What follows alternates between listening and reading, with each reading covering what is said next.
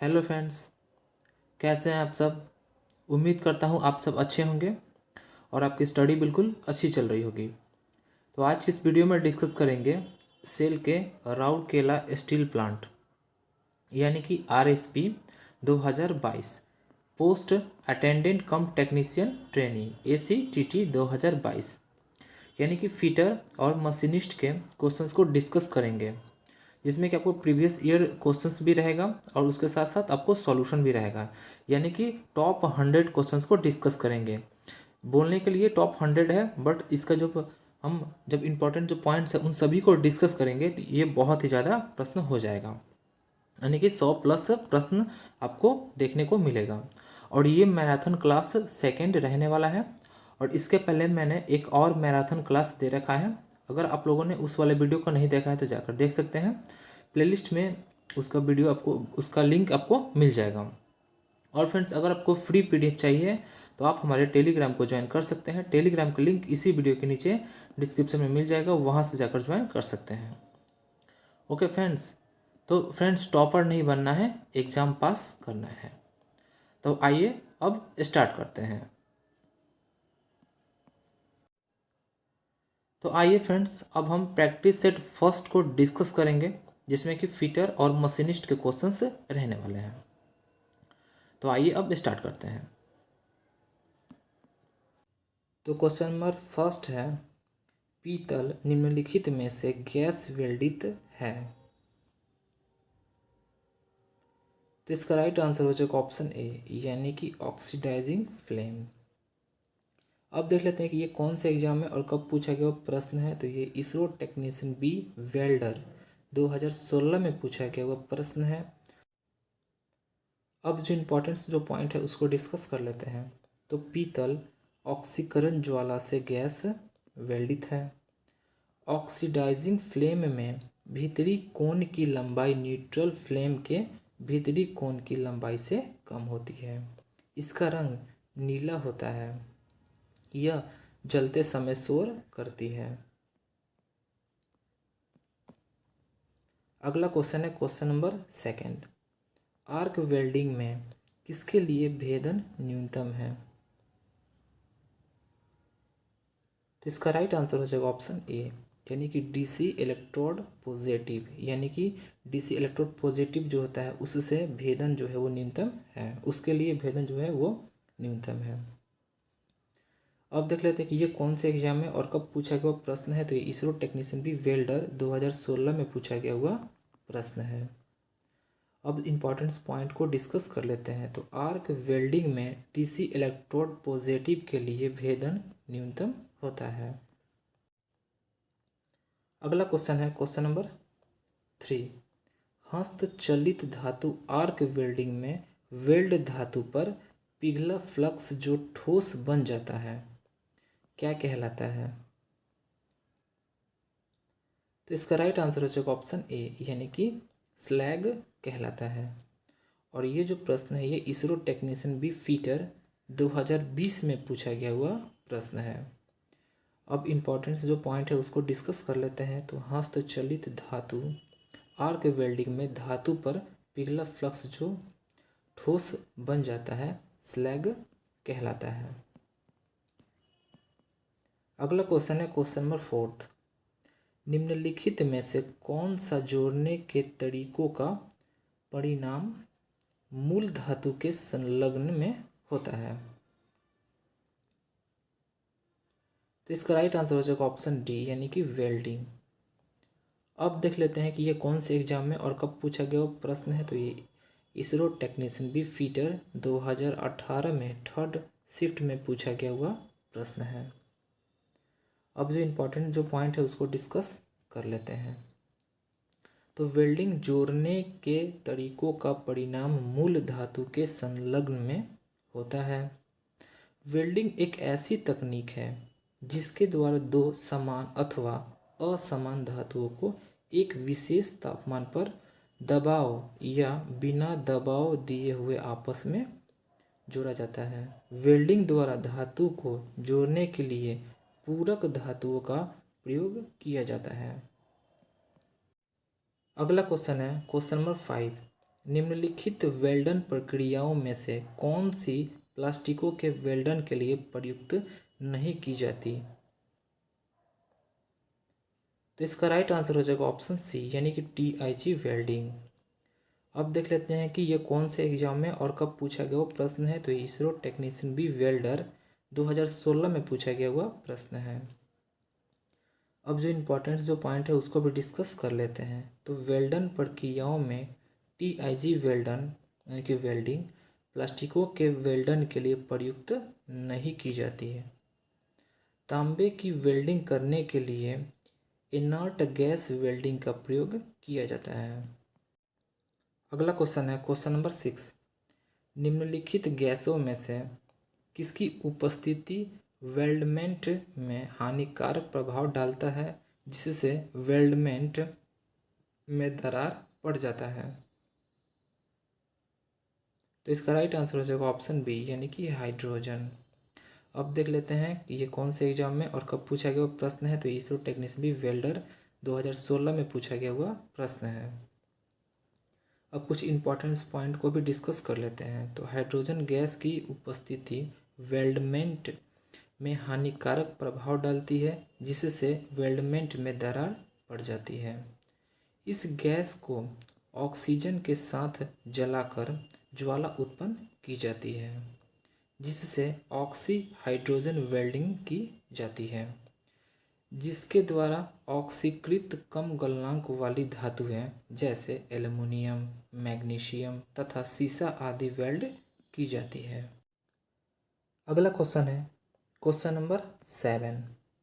Laser शब्द का संक्षिप्त रूप है? तो इसका राइट आंसर हो जाएगा ऑप्शन ए, यानी कि light amplification by stimulated emission of radiation. अगला क्वेश्चन है question number 8। Electron beam welding के दौरान निर्वात किसके क्रम पर है? तो इसका राइट आंसर हो जाएगा ऑप्शन ए, यानी कि 10⁻⁻5 टॉर के क्रम पर है।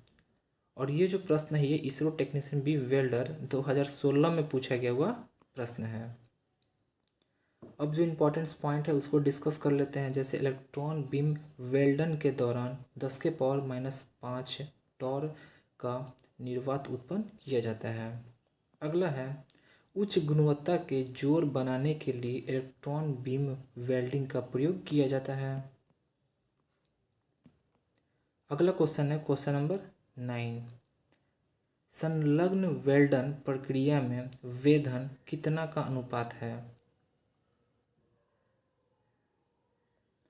तो इसका राइट आंसर हो जाएगा ऑप्शन सी, यानी कि वेल्ड की चौड़ाई और गहराई का अनुपात है। अब देख लेते हैं कि ये कौन से एग्जाम में और कब पूछा गया वो प्रश्न है। तो इसरो टेक्नीशियन बी वेल्डर 2017 में पूछा गया वो प्रश्न है। अब जो इम्पोर्टेंस पॉइंट है उसको डिस्कस कर लेते हैं। तो संलग्न यानी कि फ्यूजन वेल्डन प्रक्रिया में वेधन वेल्ड की चौड़ाई और गहराई का अनुपात है। फ्यूजन विधि में जोड़े जाने वाली सतहों को एक साथ रखकर ऊष्मा की सहायता से पिघलाने तक गर्म किया जाता है। इस विधि में जोर बनाने के लिए दाब की आवश्यकता नहीं होती है। अगला क्वेश्चन है क्वेश्चन नंबर 10। फिलेट वेल्ड के रूट एवं टॉ के बीच की जो दूरी होती है उसको कहते हैं। यानी कि आपको बताना है जो रूट होता है वो और जो टॉ होता है वो, इस दोनों के बीच की जो दूरी होती है उसको क्या कहते हैं वो आपको बताना है। तो इसका राइट आंसर हो जाएगा ऑप्शन बी, यानी कि लेग लेंथ कहते हैं। अब देख लेते हैं कि ये कौन से एग्जाम में और कब पूछा गया वो प्रश्न है। तो ये इसरो टेक्नीशियन बी वेल्डर 2017 में पूछा गया वो प्रश्न है। अब जो इम्पोर्टेंस पॉइंट है उसको डिस्कस कर लेते हैं। तो फिलेट वेल्ड के रूट एवं टॉ के बीच की दूरी को क्या कहते हैं? तो लेग लंबाई यानी कि लेग लेंथ कहते हैं। अगला क्वेश्चन है क्वेश्चन नंबर 11।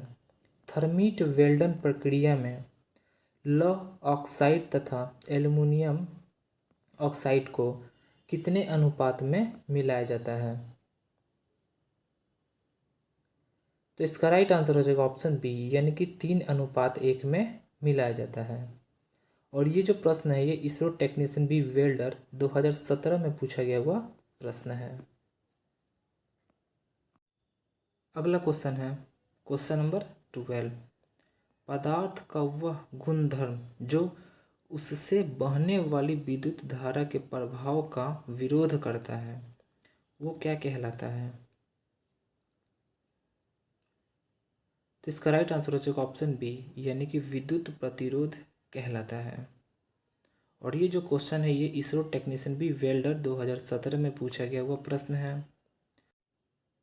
अब जो इम्पोर्टेंट जो पॉइंट है उसको डिस्कस कर लेते हैं। जैसे पदार्थ का वह गुणधर्म जो उससे बहने वाली विद्युत धारा के प्रवाह का विरोध करता है विद्युत प्रतिरोध कहलाता है। विद्युत प्रतिरोध का जो मात्रक होता है वो ओम होता है। अब देख लेते हैं विद्युत पदार्थ का प्रतिरोध के बारे में, कुछ पॉइंट्स को देख लेते हैं। जैसे यदि पदार्थ की लंबाई अधिक होती है, यानी कि कोई पदार्थ अगर है इसकी अगर लंबाई अधिक होगी तो उसका जो प्रतिरोध होगा वो भी क्या हो जाएगा, अधिक हो जाएगा। और अगर पदार्थ की जो व्यास जो होती है वो अधिक होगी, यानी कि अगर व्यास अधिक हो जाएगा, व्यास अगर अधिक हो जाए तो जो उसका जो प्रतिरोध है वो क्या हो जाएगा, तो वो कम हो जाएगा। पदार्थ की प्रकृति के अनुसार प्रतिरोध कम या अधिक होगा, यानी जैसा पदार्थ रहेगा उसका प्रकृति यानी कैसा पदार्थ रहेगा उसी अनुसार उसका जो जो प्रतिरोध है वो कम या अधिक होगा। तो आई होप आपको समझ में आ गया होगा। अब अगला क्वेश्चन डिस्कस कर लेते हैं। तो अगला क्वेश्चन है क्वेश्चन नंबर 13। निम्नलिखित में से कौन सी स्थिति वेल्ड के लिए सबसे आसान है? तो इसका राइट आंसर हो जाएगा ऑप्शन ए, यानी कि फ्लैट, यानी कि सपाट। और ये जो क्वेश्चन है इसरो टेक्नीशियन बी वेल्डर 2017 में पूछा गया हुआ प्रश्न है। अब जो इम्पोर्टेंट जो पॉइंट है उसको डिस्कस कर लेते हैं। जैसे सपाट स्थिति वेल्ड के लिए सबसे आसान है, इसमें वेल्ड करने की स्पीड तेज़ी होती है, पेनिट्रेशन भी अच्छी होती है, इसमें वेल्डिंग बीम का जो कोण होता है वो 10 डिग्री से अधिक नहीं होनी चाहिए या होना चाहिए। अगला क्वेश्चन है क्वेश्चन नंबर 14। थर्मिट वेल्डन प्रक्रिया के दौरान उत्पन्न स्लैग है। तो इसका राइट आंसर हो जाएगा ऑप्शन डी, यानी कि Al2O3, यानी कि एल्युमिनियम ऑक्साइड। अब देख लेते हैं ये कौन से एग्जाम में और कब पूछा गया वो प्रश्न है। तो ये इसरो टेक्नीशियन बी वेल्डर 2017 में पूछा गया वो प्रश्न है। अब जो इम्पोर्टेंट जो पॉइंट है उसको डिस्कस कर लेते हैं। तो थर्मिट वेल्डिंग यानी कि वेल्डन प्रक्रिया के दौरान उत्पन्न स्लैग जो है वो Al2O3 यानी कि एल्युमिनियम ऑक्साइड है। थर्मिट वेल्डिंग एक एक्सोथर्मिक प्रक्रम है। थर्मिट वेल्डिंग के द्वारा mild steel, cast iron, railway line, girder, shaft की जो वेल्डिंग होती है वो प्रक्रिया की जाती है या फिर करते हैं। अगला क्वेश्चन है क्वेश्चन नंबर 15। ढलवा लोहे का वह गुणधर्म जिससे उसे वेल्ड करने में कठिनाई होती है वो है। तो इसका राइट आंसर हो जाएगा ऑप्शन ए, यानी कि उसका कठोरपन एवं भंगुरता। अब देख लेते हैं कि ये कौन से एग्जाम में और कब पूछा गया प्रश्न है। तो इसरो टेक्नीशियन बी वेल्डर 2017 में पूछा गया हुआ प्रश्न है। अब जो इम्पोर्टेंट जो पॉइंट है उसको डिस्कस कर लेते हैं। तो ढलवा लोहा वह गुणधर्म जिससे उसे वेल्ड करने में कठिनाई होती है, उसका जो कठोरपन होता है एवं जो भंगुरता होता है उसी के कारण क्या होता है, तो जो वेल्डिंग करने में बहुत कठिनाई होती है। अगला क्वेश्चन है क्वेश्चन नंबर 16। थर्मिट वेल्डन प्रक्रिया करती है। तो इसका राइट आंसर हो जाएगा ऑप्शन बी, यानी कि उच्च तापमान पैदा करने के लिए ऊष्माक्षेपी अभिक्रिया का प्रयोग करती है। और ये जो क्वेश्चन है ये इसरो टेक्नीशियन बी वेल्डर 2017 में पूछा गया वो प्रश्न है।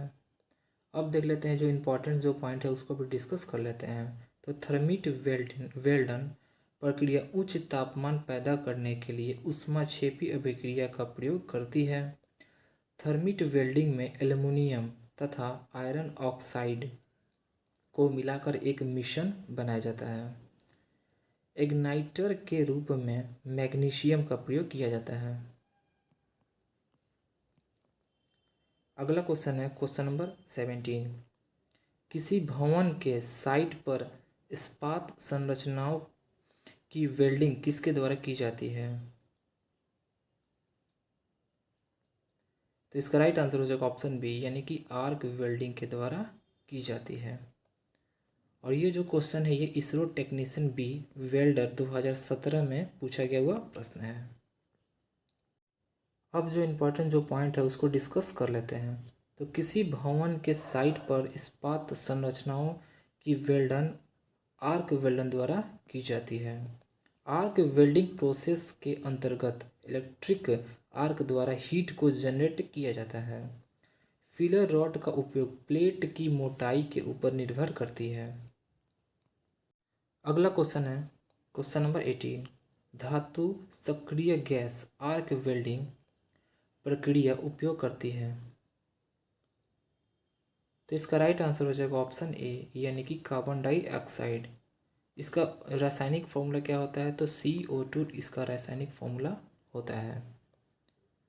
अब इम्पोर्टेंट जो पॉइंट है उसको डिस्कस कर लेते हैं। उसके पहले ये देख लेते हैं कौन से एग्जाम में और कब पूछा गया वो प्रश्न है। तो ये इसरो टेक्नीशियन बी वेल्डर 2017 में पूछा गया वो प्रश्न है। अब जो इम्पोर्टेंट जो पॉइंट है उसको डिस्कस कर लेते हैं। तो धातु सक्रिय गैस आर्क वेल्डिंग प्रक्रिया कार्बन डाइऑक्साइड उपयोग करती है।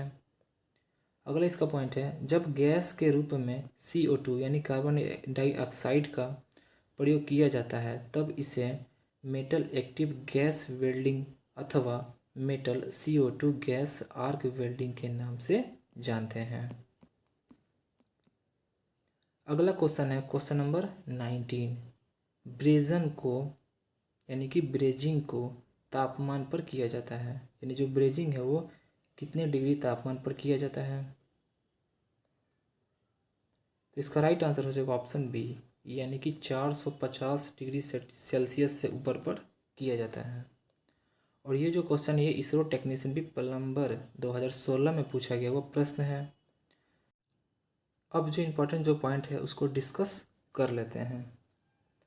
तो ब्रेजिंग प्रक्रिया द्वारा सोल्डरिंग की तुलना में अधिक मजबूत जोड़ बनाया जाता है। यह प्रक्रिया 450 डिग्री सेल्सियस से अधिक तापमान पर की जाती है। अगला क्वेश्चन है क्वेश्चन नंबर 20। एक सोल्डरन जोड़ है, यानी जो सोल्डरिंग जो है जोड़ वो कैसा जोड़ है? तो इसका राइट आंसर हो जाएगा ऑप्शन ए, यानी कि ब्रेजन से भी क्षीण, यानी कि वीकर देन ब्रेजिंग, यानी ब्रेजिंग से भी कमज़ोर होता है। अब देख लेते हैं जो इम्पोर्टेंट जो पॉइंट है उसको डिस्कस कर लेते हैं। उसके पहले ये देख लेते हैं कौन से एग्जाम में और कब पूछा गया प्रश्न है। तो इसरो डीजल मैकेनिक 2016 में पूछा गया वो प्रश्न है। अब जो इम्पोर्टेंस जो पॉइंट है उसको डिस्कस कर लेते हैं। तो सोल्डरिंग का उपयोग इलेक्ट्रिक पार्ट को जोड़ने के लिए किया जाता है। इनकी सामर्थ्य कम होती है लेकिन विद्युत प्रवाह की दृष्टि से ये उत्तम होते हैं, जबकि ब्रेजिंग का उपयोग दो समान अथवा अलग अलग धातुओं को उनके मेल्टिंग तापमान या उससे कम तापमान तक गर्म करके जोड़ता है। सोल्डरिंग की अपेक्षा ब्रेजिंग ज़्यादा मजबूत होता है। अब हम प्रैक्टिस सेट सेकंड को डिस्कस करेंगे जिसमें कि फिटर और मशीनिस्ट के क्वेश्चंस रहने वाले हैं। तो आइए अब स्टार्ट करते हैं। तो क्वेश्चन नंबर फर्स्ट है शीट धातुओं को किससे जोड़ा जाता है? तो इसका राइट आंसर हो जाएगा ऑप्शन बी, यानी कि सोल्डरिंग के द्वारा जोड़ा जाता है।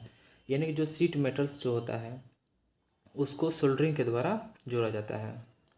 अब देख लेते हैं ये कौन से एग्जाम में और कब पूछा गया हुआ प्रश्न है। तो ये इसरो टेक्नीशियन प्लम्बर 2016 में पूछा गया हुआ प्रश्न है। अब जो इम्पोर्टेंस जो पॉइंट है उसको डिस्कस कर लेते हैं। जैसे सीट धातुओं यानी कि सीट मेटल्स को ज़्यादातर सोल्डरन यानी कि सोल्डरिंग से जोड़ा जाता है। किसी धात्विक जॉब के दो खंडों को किसी दूसरी पिघलाई गई धातु की सहायता से जोड़ने की जो तकनीक होती है उसी को सोल्डरिंग कहलाती है, फिर कहा जाता है। सोल्डर का जो गलनांक होता है वो धातु की अपेक्षा कम होता है। अगला क्वेश्चन है क्वेश्चन नंबर 2। सोल्डरन यानी कि सोल्डरिंग आयरन का प्रयोग मुख्यतः किसके लिए किया जाता है। तो इसका राइट आंसर हो जाएगा ऑप्शन सी यानी कि सोल्डर को गलाने के लिए किया जाता है। अब देख लेते हैं ये कौन से एग्जाम में और कब पूछा गया वो प्रश्न है। तो ये इसरो टेक्नीशियन बी वेल्डर 2017 में पूछा गया हुआ प्रश्न है। अब जो इम्पोर्टेंस जो पॉइंट है उसको डिस्कस कर लेते हैं। तो सोल्डरन यानी कि सोल्डरिंग आयरन का प्रयोग मुख्यतः सोल्डर को गलाने के लिए किया जाता है। इसका दूसरा पॉइंट है सोल्डरन आयरन एक प्रकार के कॉपर की रॉड होती है। अगला क्वेश्चन है क्वेश्चन नंबर 3। सामान्यतः इलेक्ट्रॉनिकी कार्यों के लिए प्रयुक्त सोल्डरन आयरन की जो रेटिंग होती है वो किसके परास में होता है। तो इसका राइट आंसर हो जाएगा ऑप्शन ए यानी कि 50 से 100 वाट्स के परास में होता है। और ये जो प्रश्न है ये इसरो टेक्नीशियन बी वेल्डर 2017 में पूछा गया हुआ प्रश्न है। अब जो इम्पोर्टेंस पॉइंट है उसको भी डिस्कस कर लेते हैं। तो सामान्यतः इलेक्ट्रॉनिकी कार्यों के लिए प्रयुक्त सोल्डरन आयरन की जो रेटिंग होती है वो 50 से 100 वाट्स के पास में होता है। सोल्डरिंग क्रिया के अंतर्गत फिलर मेटल का जो तापमान होता है वो 450 डिग्री सेंटीग्रेड के नीचे होता है। सोल्डरिंग का प्रयोग लीक प्रूफ ज्वाइंट यानी कि लीक प्रूफ ज्वाइंट और इलेक्ट्रिकल कंपोनेंट के ज्वाइंट के लिए भी किया जाता है। अगला क्वेश्चन है क्वेश्चन नंबर 4। सोल्डरन प्रक्रम के लिए ताप जो परास जो होता है वो कितना होता है। तो इसका राइट आंसर हो जाएगा ऑप्शन बी यानी कि 180 से 250 डिग्री सेंटीग्रेड होता है। और ये जो प्रश्न है ये इसरो टेक्नीशियन बी वेल्डर 2016 में पूछा गया हुआ प्रश्न है। अब जो इम्पोर्टेंस पॉइंट है उसको डिस्कस कर लेते हैं। जैसे सोल्डरन प्रक्रम के लिए जो ताप जो परास होता है वो 180 से 250 डिग्री सेंटीग्रेड होता है। सोल्डर का गलनांक जोड़े जाने वाली धातु से कम होता है। अगला क्वेश्चन है क्वेश्चन नंबर 5। सोल्डरन में प्रयुक्त मुख्य सामग्री हैं। तो इसका राइट आंसर हो जाएगा ऑप्शन ए यानी कि टिन एंड लेड यानी टिन व लेड जो है वो मुख्य सामग्री होता है। अब देख लेते हैं कि ये कौन कौन से एग्जाम में और कब पूछा गया प्रश्न है। तो ये इसरो टेक्नीशियन बी वेल्डर 2017 में पूछा गया हुआ है क्वेश्चन। और UPRB UNL फीटर 2015 में भी पूछा गया हुआ प्रश्न है। इसरो टेक्नीशियन बी फीटर 2016 में फर्स्ट शिफ्ट में भी पूछा गया हुआ प्रश्न है। यानी कि 3 बार ये क्वेश्चन रिपीट हो चुका है। यानी कि ये क्वेश्चन जो है बहुत ही ज़्यादा इम्पॉर्टेंट क्वेश्चन है। इसे तो आप अच्छे से ज़रूर एक बार देख लें और याद कर लें। अब जो इम्पोर्टेंस जो पॉइंट है उसको डिस्कस कर लेते हैं। जैसे सोल्डरन में प्रयुक्त मुख्य सामग्री टिन व लेड है। सोल्डरिंग 420 सेंटीग्रेड से कम तापमान पर की जाती है।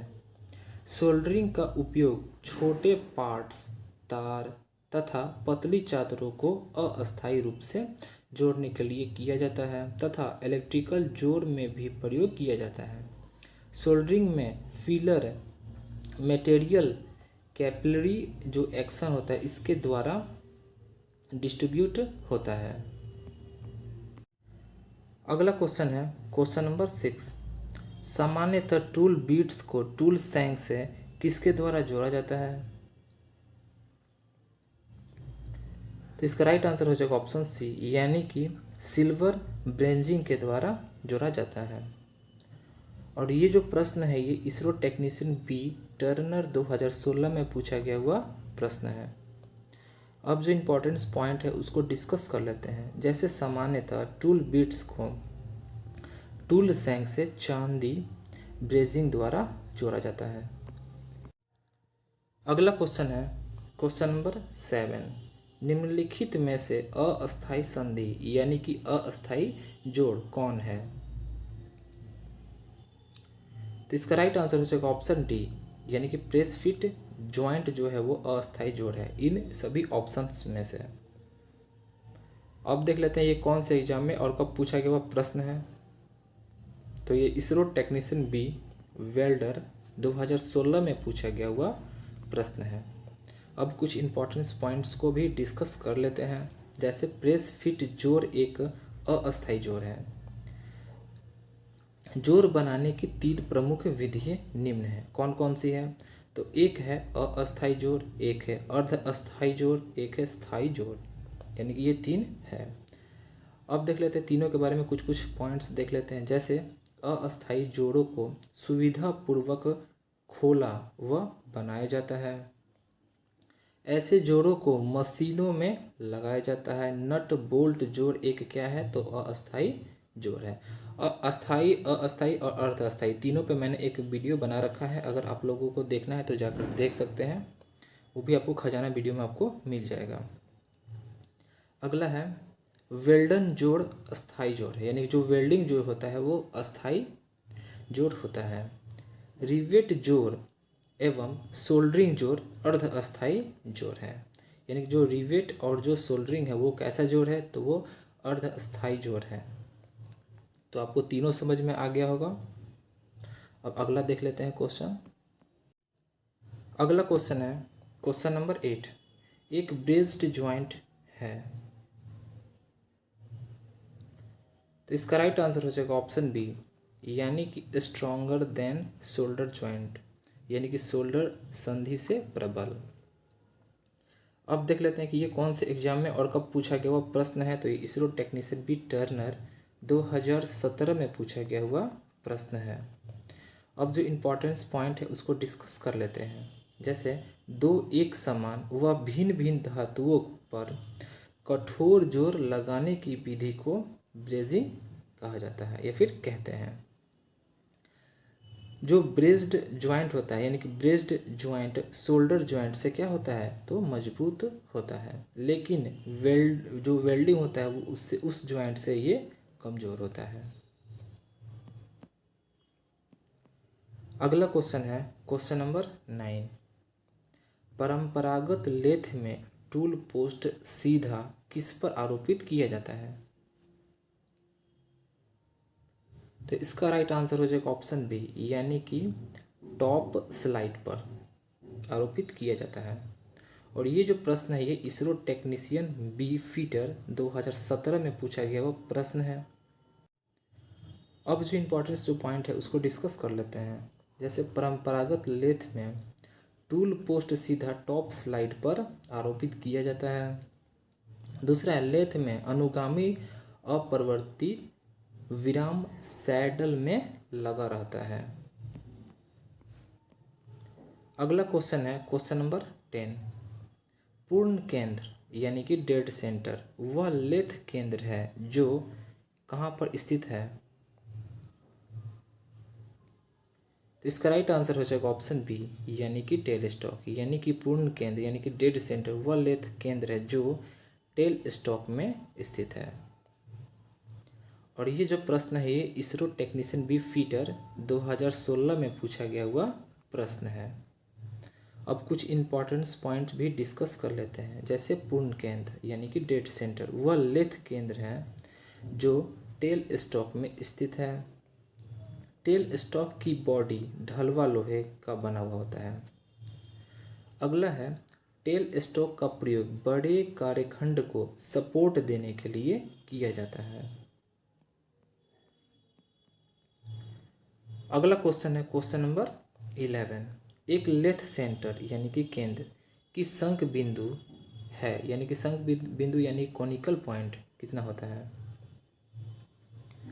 तो इसका राइट आंसर हो जाएगा ऑप्शन बी, यानी कि 60 डिग्री है। अब देख लेते हैं कि ये कौन से एग्जाम में और कब पूछा गया वो प्रश्न है। तो ये इसरो टेक्नीशियन बी फीटर 2016 में पूछा गया हुआ प्रश्न है। अब जो इम्पोर्टेंस पॉइंट है उसको भी डिस्कस कर लेते हैं। जैसे एक लेथ सेंटर यानी कि केंद्र की शंख बिंदु यानी कॉनिकल पॉइंट 60 डिग्री होता है। सेंटर लेथ मशीनों में कार्यखंड को सेंटर में पकड़ने के लिए चक या फेस प्लेट का उपयोग किया जाता है। अगला क्वेश्चन है क्वेश्चन नंबर 12। शंकु वर्तन के लिए साधारणतया प्रयुक्त लेथ सेंटर क्या है? तो इसका राइट आंसर हो जाएगा ऑप्शन सी, यानी कि बेल सेंटर यानी कि बॉल सेंटर, बॉल सेंटर इसका राइट आंसर हो जाएगा। अब देख लेते हैं कि ये कौन से एग्जाम में और कब पूछा गया हुआ प्रश्न है। तो ये इसरो टेक्नीशियन बी फीटर 2016 में पूछा गया हुआ प्रश्न है। अब कुछ इंपॉर्टेंस पॉइंट को भी डिस्कस कर लेते हैं। जैसे शंकु वर्तन के लिए साधारण तथा उपयुक्त लेथ सेंटर बॉल सेंटर है। अगला क्वेश्चन है क्वेश्चन नंबर 13। एक लेथ बेड की सतह होनी चाहिए। तो इसका राइट आंसर हो जाएगा ऑप्शन सी, यानी कि ट्रू यानी कि सही होनी चाहिए। और ये जो प्रश्न है इसरो टेक्नीशियन बी टर्नर 2015 में पूछा गया हुआ प्रश्न है। अब जो इम्पोर्टेंस जो पॉइंट है उसको डिस्कस कर लेते हैं। जैसे लेथ बेड की सतह ट्रू होनी चाहिए। लेथ बेड को ढलवा लोहे यानी कि कास्ट आयरन से ढालकर बनाया जाता है। आधार को पर्याप्त दृढ़ और मजबूत होना चाहिए जिससे वह कर्तन के समय औजार पर लगने वाले बलों को सहार सके तथा कंपनों और झटकों को सोख सके। लेथ बेड की का जो कार्य होता है वो नियंत्रित एक गाइडेड मार्ग प्रदान करता है। लेथ की परिशुद्धता यानी कि एक्यूरेसी लेथ बेड पर निर्भर करती है। और ये तो जो लाइन है ये लाइन बहुत ही ज़्यादा इम्पॉर्टेंट है, क्योंकि ये जो यहाँ से तो लगभग 5-6 बार क्वेश्चंस पूछा ही गया है कि ये जो लेथ बेड का जो एक्यूरेसी होता है वो किस पर निर्भर करता है। तो लेथ बेड पर निर्भर करता है उसका परिशुद्धता यानी कि एक्यूरेसी। अब आइए अगला क्वेश्चन डिस्कस कर लेते हैं। तो अगला क्वेश्चन है क्वेश्चन नंबर 14। टूल पोस्ट किस पर आरोपित होता है? तो इसका राइट आंसर हो जाएगा ऑप्शन डी, यानी कि नॉन ऑफ द एबव, उपयुक्त में एक भी नहीं। अब देख लेते हैं कि ये कौन से एग्जाम में और कब पूछा गया प्रश्न है। तो इसरो टेक्नीशियन बी टर्नर 2015 में पूछा गया वो प्रश्न है। अब जो इम्पोर्टेंस पॉइंट है उसको भी डिस्कस कर लेते हैं। जैसे टूल पोस्ट कंपाउंड रेस्ट के ऊपर स्थित होता है। दूसरा इसका पॉइंट है कटिंग टूल को पकड़ने तथा लेकर चलने वाले भाग को टूल पोस्ट कहते हैं। अगला क्वेश्चन है क्वेश्चन नंबर 15। एक क्रॉस स्लाइड का कार्य है। तो इसका राइट आंसर हो जाएगा ऑप्शन सी, यानी कि टूल पोस्ट के लिए फीड की आपूर्ति, यही इसका क्या है तो कार्य है। अब देख लेते हैं कि ये कौन से एग्जाम में और कब पूछा गया प्रश्न है। तो इसरो टेक्नीशियन बी टर्नर 2015 में पूछा गया हुआ प्रश्न है। अब इम्पोर्टेंस पॉइंट को डिस्कस कर लेते हैं। किसके बारे में? तो क्रॉस स्लाइड के बारे में डिस्कस कर लेते हैं। तो इसका पहला पॉइंट है इसके द्वारा टूल स्पिंडल अक्ष में लंबवत फीड देकर फेसिंग किया जाता है। इसका अगला पॉइंट है क्रॉस स्लाइड की मदद से टेपर टर्निंग भी किया जाता है तथा क्रॉस फीड भी दिया जाता है। तो आई होप आपको समझ में आ रहा होगा। अब अगला क्वेश्चन डिस्कस कर लेते हैं। अगला क्वेश्चन है क्वेश्चन नंबर 16। लेथ शीर्ष स्टॉक का भाग है। तो इसका राइट आंसर हो जाएगा ऑप्शन ए, यानी कि मेन स्पिंडल लेथ के शीर्ष स्टॉक का भाग है। और ये जो प्रश्न है ये इसरो टेक्नीशियन बी टर्नर 2019 में पूछा गया हुआ प्रश्न है। अब जो इम्पोर्टेंस पॉइंट है उसको डिस्कस कर लेते हैं। मेन स्पिंडल लेथ के हेड स्टॉक का भाग होता है। इसका दूसरा पॉइंट है स्पिंडल मिश्र धातु का बना होता है तथा हेड स्टॉक में लगी बियरिंग में मुक्त रूप से घूमता है। हेड स्टॉक के भाग यानी कि अब हम देख लेते हैं कि हेड स्टॉक के भाग कौन कौन होते हैं। तो जैसे एक होता है स्पिंडल होता है, दूसरा कोन पुल्ली होता है, तीसरा कौन सा होता है तो बैक गियर होता है, चौथा टम्बलर गियर होता है। यानी कि ये चारों जो दिए गए हैं ये हेड स्टॉक के भाग दिए गए हैं। अगला क्वेश्चन है क्वेश्चन नंबर 17। लेथ के टेल स्टॉक का उपयोग किसके लिए किया जाता है? तो इसका राइट आंसर हो जाएगा ऑप्शन डी, यानी कि ऑल ऑफ द एबव, यानी उपयुक्त सभी के लिए। अब कौन कौन सा ये भी डिस्कस कर लेते हैं। तो होल्डिंग ड्रिल्स के लिए, यानी कि ड्रिलो और जो रीमर होता है उसको धारण करने के लिए। दूसरा है सपोर्टिंग लार्जर जॉब्स, यानी बड़े कार्यों का समर्थन करने के लिए। अगला है टेपर शंकों के साथ ड्रिल चक को धारण करने के लिए, यानी कि holding drill chuck with taper shanks, इसके लिए भी, यानी कि इन तीनों के लिए। अब देख लेते हैं कि कौन से एग्जाम में और कब पूछा गया प्रश्न है। तो ये इसरो टेक्नीशियन बी फीटर 2019 में पूछा गया हुआ प्रश्न है। अब जो इम्पोर्टेंस पॉइंट है उसको डिस्कस कर लेते हैं। तो लेथ में टेल स्टॉक का उपयोग ड्रिल, रीमर, टैप आदि को पकड़ने के लिए, लंबे कार्यों को खरादते समय उनके बाहरी सिरों को टेल स्टॉक केंद्र पर सहारने तथा टेपर शैंक के साथ ड्रिल चक को पकड़ने के लिए किया जाता है। अगला क्वेश्चन है क्वेश्चन नंबर 18। साधारणतया लेथ बेडों का निर्माण किससे किया जाता है? तो इसका राइट आंसर हो जाएगा ऑप्शन बी, यानी कास्ट आयरन। मैंने बोला भी था कि ये क्वेश्चन बहुत बार पूछा जा चुका है, इसलिए इस क्वेश्चन को आप अच्छे से याद कर लें। ये कितने बार 3 एग्जाम्स में पूछा गया हुआ है।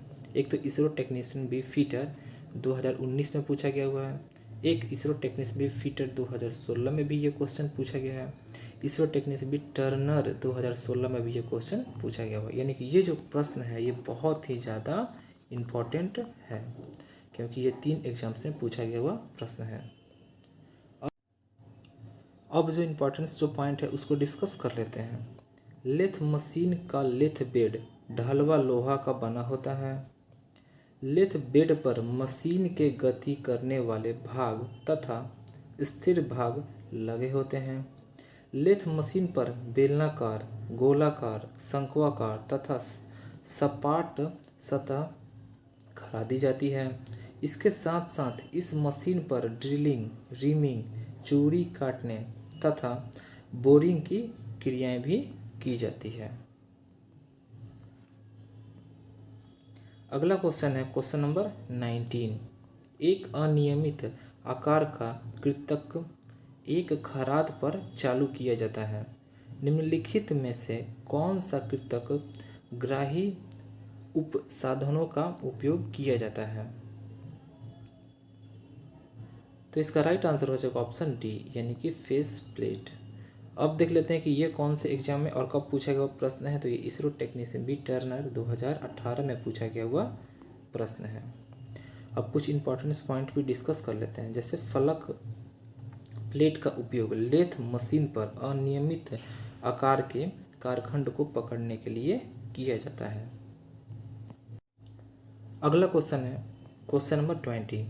स्क्रॉल और गियर यंत्रावली यानी कि गियर मैकेनिज्म किसमें नियोजित है? तो इसका राइट आंसर हो जाएगा ऑप्शन ए, यानी कि 3 जा चक में नियोजित है। अब देख लेते हैं कि ये कौन से एग्जाम में और कब पूछा गया हुआ प्रश्न है। तो इसरो टेक्नीशियन बी टर्नर 2018 में पूछा गया हुआ प्रश्न है। अब कुछ इंपॉर्टेंट पॉइंट को भी डिस्कस कर लेते हैं। जैसे स्क्रॉल और गियर यंत्रावली 3 चक्र में नियोजित होता है। इसे स्वतः केंद्रन चक्र कहते हैं, यानी कि सेल्फ सेंट्रिक चक्र जिसको कहते हैं। इसमें सामान्यतः 3 जबड़े होते हैं जिसका अधिकतम प्रयोग किया जाता है। ये जबड़े इस्पात के बनाए जाते हैं, यानी किसके बनते हैं तो इस्पात के यानी स्टील के बने होते हैं। अब हम प्रैक्टिस सेट 3 को डिस्कस करेंगे जो कि फिटर और मशीनिस्ट के क्वेश्चंस रहेंगे। और फ्रेंड्स मैं यहाँ पर ये भी बता देना चाहता हूँ कि अगर आप लोगों ने खजाने वाले वीडियो को नहीं देखा है तो जाकर देख सकते हैं। यहाँ से 5 से 6 नंबर आपके हर एक एग्जाम में आएगा ही आएगा, इसलिए इस वाले वीडियो को बिल्कुल भी मिस ना करें। ये सभी ट्रेडों के लिए हैं।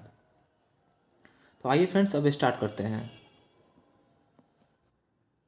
तो क्वेश्चन नंबर फर्स्ट है, भरण के न्यूनतम संभाव्य दर किससे प्रदान करेंगे। तो इसका राइट आंसर हो जाएगा ऑप्शन ए, यानी कि अच्छा सतह परिष्करण से, यानी कि गुड सरफेस फिनिश से। अब देख लेते हैं कि ये कौन से एग्जाम में और कब पूछा गया प्रश्न है। तो ये इसरो टेक्नीशियन बी फीटर 2018 में पूछा गया हुआ प्रश्न है। अब जो इम्पोर्टेंस पॉइंट है उसको भी डिस्कस कर लेते हैं। जैसे भरण यानी कि फीड के न्यूनतम संभाव्य दर यानी कि लोवेस्ट पॉसिबल रेट अच्छा सतह परिष्करण यानी कि गुड सरफेस फिनिश प्रदान करेंगे। अगला क्वेश्चन है क्वेश्चन नंबर सेकंड, कर्तन के दौरान निम्नलिखित में से कौन चिप ज्यामिति को नियंत्रित करता है। तो इसका राइट आंसर हो जाएगा ऑप्शन सी, यानी कि रेतन कोण यानी कि रैक एंगल। अब देख लेते हैं कि ये कौन से एग्जाम में और कब पूछा गया हुआ प्रश्न है। तो ये इसरो टेक्नीशियन बी फीटर 2019 में पूछा गया हुआ प्रश्न है। अब जो इम्पोर्टेंस जो पॉइंट है उसको भी डिस्कस कर लेते हैं। जैसे कर्तन के दौरान रैक एंगल यानी कि रैक कोण चिप ज्यामिति को नियंत्रित करता है। अगला इसका पॉइंट है, कारखंड के कटे फेस पर लंब तथा टूल के फेस के बीच की जो कोण होती है उसी को क्या बोलते हैं तो रैक एंगल कहलाता है या फिर बोलते हैं। अगला है, लेथ मशीन के टूल में रैक कोण यानी कि रैक एंगल चिप्स को आसानी से कारखंड की धातु से अलग करने के लिए दिया जाता है।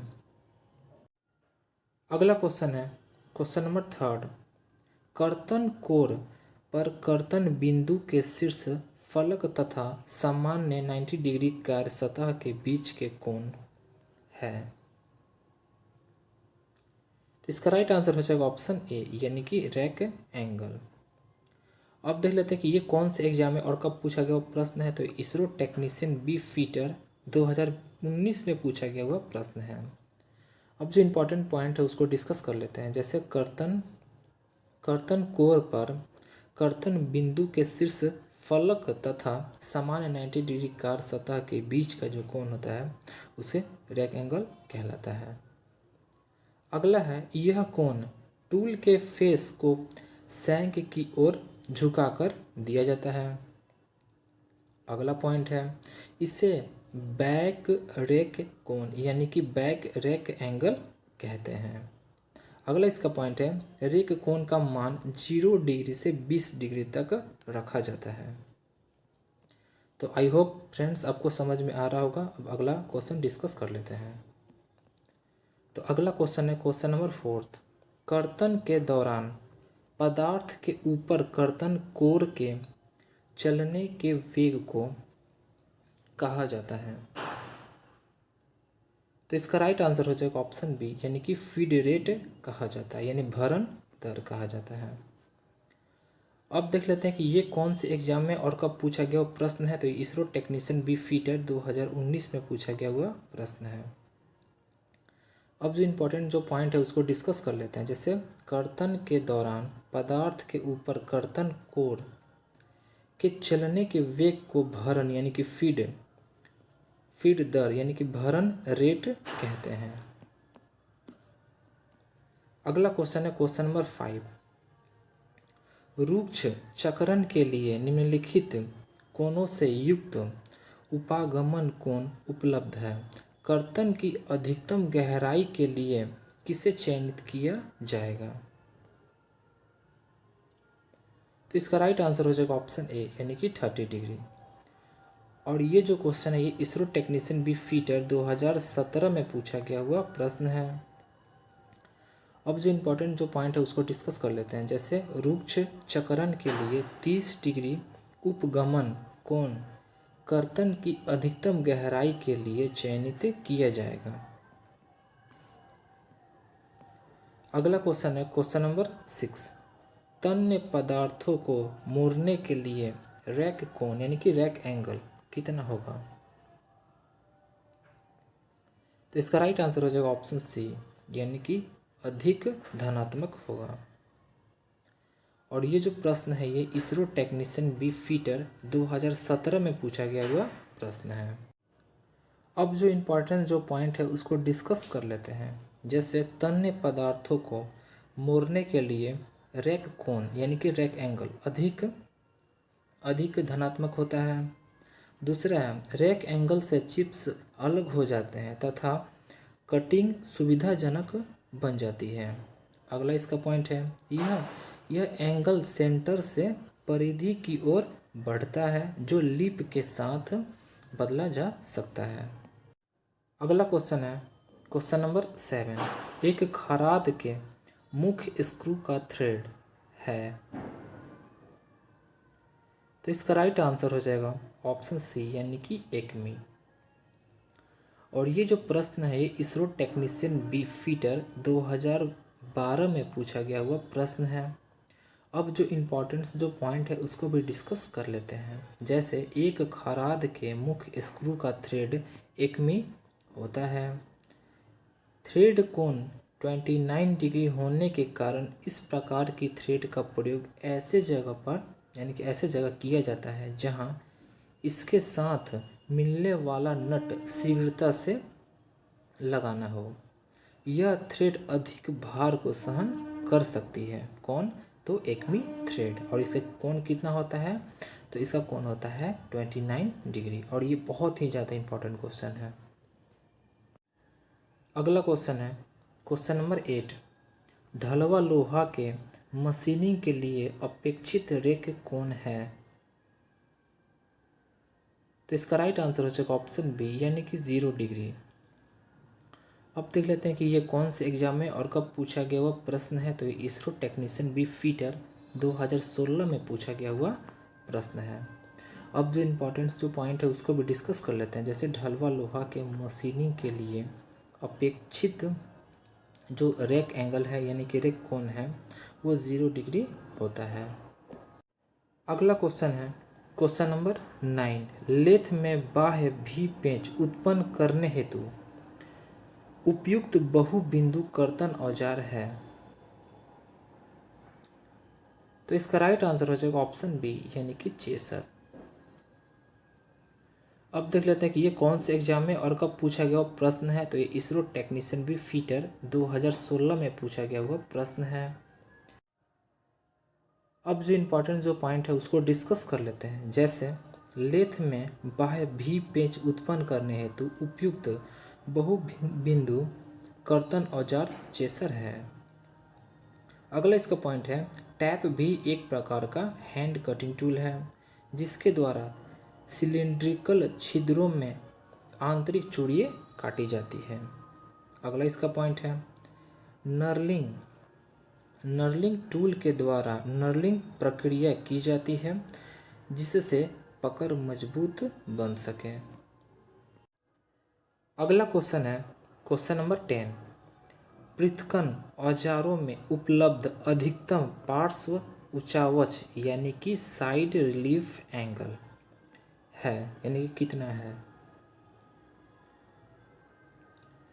तो इसका राइट आंसर हो जाएगा ऑप्शन बी, यानी कि 2 डिग्री। अब देख लेते हैं कि ये कौन से एग्जाम में और कब पूछा गया हुआ प्रश्न है। तो ये इसरो टेक्नीशियन बी फीटर 2016 में पूछा गया हुआ प्रश्न है।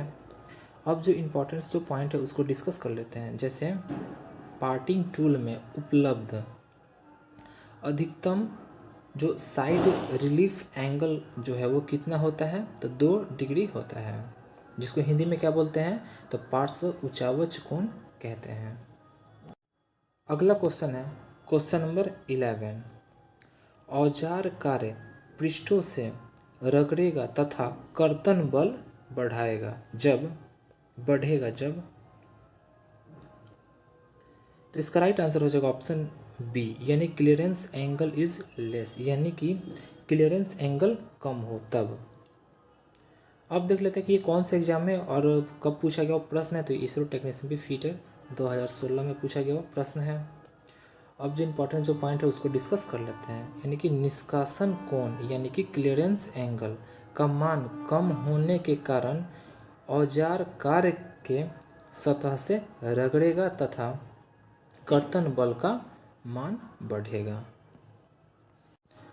अगला क्वेश्चन है क्वेश्चन नंबर 12। निम्नलिखित में से कौन से पद टेपर से संबंधित है, तो इसका राइट आंसर हो जाएगा ऑप्शन डी, यानी कि ऑल ऑफ द एबव, यानी कि उपरोक्त सभी। अब देख लेते हैं कौन कौन सा, जैसे जार्नो, मोड्स, ब्राउन एंड शार्प। और अब देख लेते हैं कि ये कौन से एग्जाम में और कब पूछा गया प्रश्न है, तो ये इसरो टेक्नीशियन बी टर्नर 2016 में पूछा गया प्रश्न है, और इसरो टेक्नीशियन बी टर्नर 2016 में पूछा गया हुआ प्रश्न है। अब जो इम्पोर्टेंस पॉइंट है उसको भी डिस्कस कर लेते हैं, जैसे किसी जॉब की दोनों सिरों पर बड़े तथा छोटे व्यास के मध्य किसी निश्चित लंबाई में समरूपता में बढ़ावा टेपर कहलाता है। टेपर निम्नलिखित प्रकार के होते हैं। अब कौन कौन से होते हैं उसको भी डिस्कस कर लेते हैं, जैसे मोड्स टेपर होता है, जार्नो टेपर होता है, ब्राउन एंड शार्प टेपर भी होता है, पिन टेपर भी होता है, मीट्रिक टेपर भी होता है। अगला क्वेश्चन है क्वेश्चन नंबर 13। मोड्स टेपर को कितने नंबर रीति में उल्लिखित किया जाता है, तो इसका राइट आंसर हो जाएगा ऑप्शन बी, यानी कि 0 से 7। अब देख लेते हैं कि ये कौन से एग्जाम में और कब पूछा गया प्रश्न है, तो इसरो टेक्नीशियन बी फीटर 2019 में पूछा गया हुआ प्रश्न है। अब जो इम्पोर्टेंस पॉइंट है उसको भी डिस्कस कर लेते हैं, जैसे मोड्स टेपर को 0 से 7 नंबर के द्वारा उल्लेखित किया जाता है।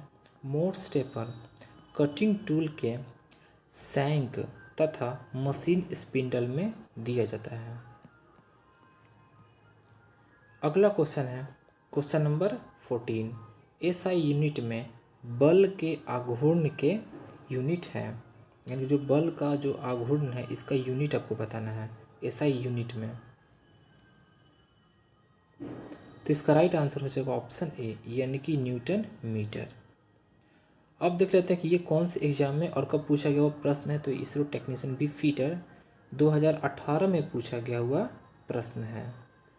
अब जो इम्पोर्टेंट जो पॉइंट है उसको भी डिस्कस कर लेते हैं, जैसे एसआई यूनिट में बल के आघूर्ण की यूनिट न्यूटन मीटर होती है।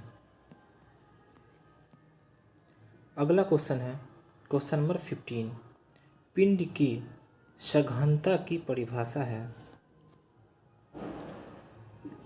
तो इसका राइट आंसर हो जाएगा ऑप्शन बी, यानी कि यूनिट आयतन पर द्रव्यमान, यानी कि मास पर यूनिट वॉल्यूम।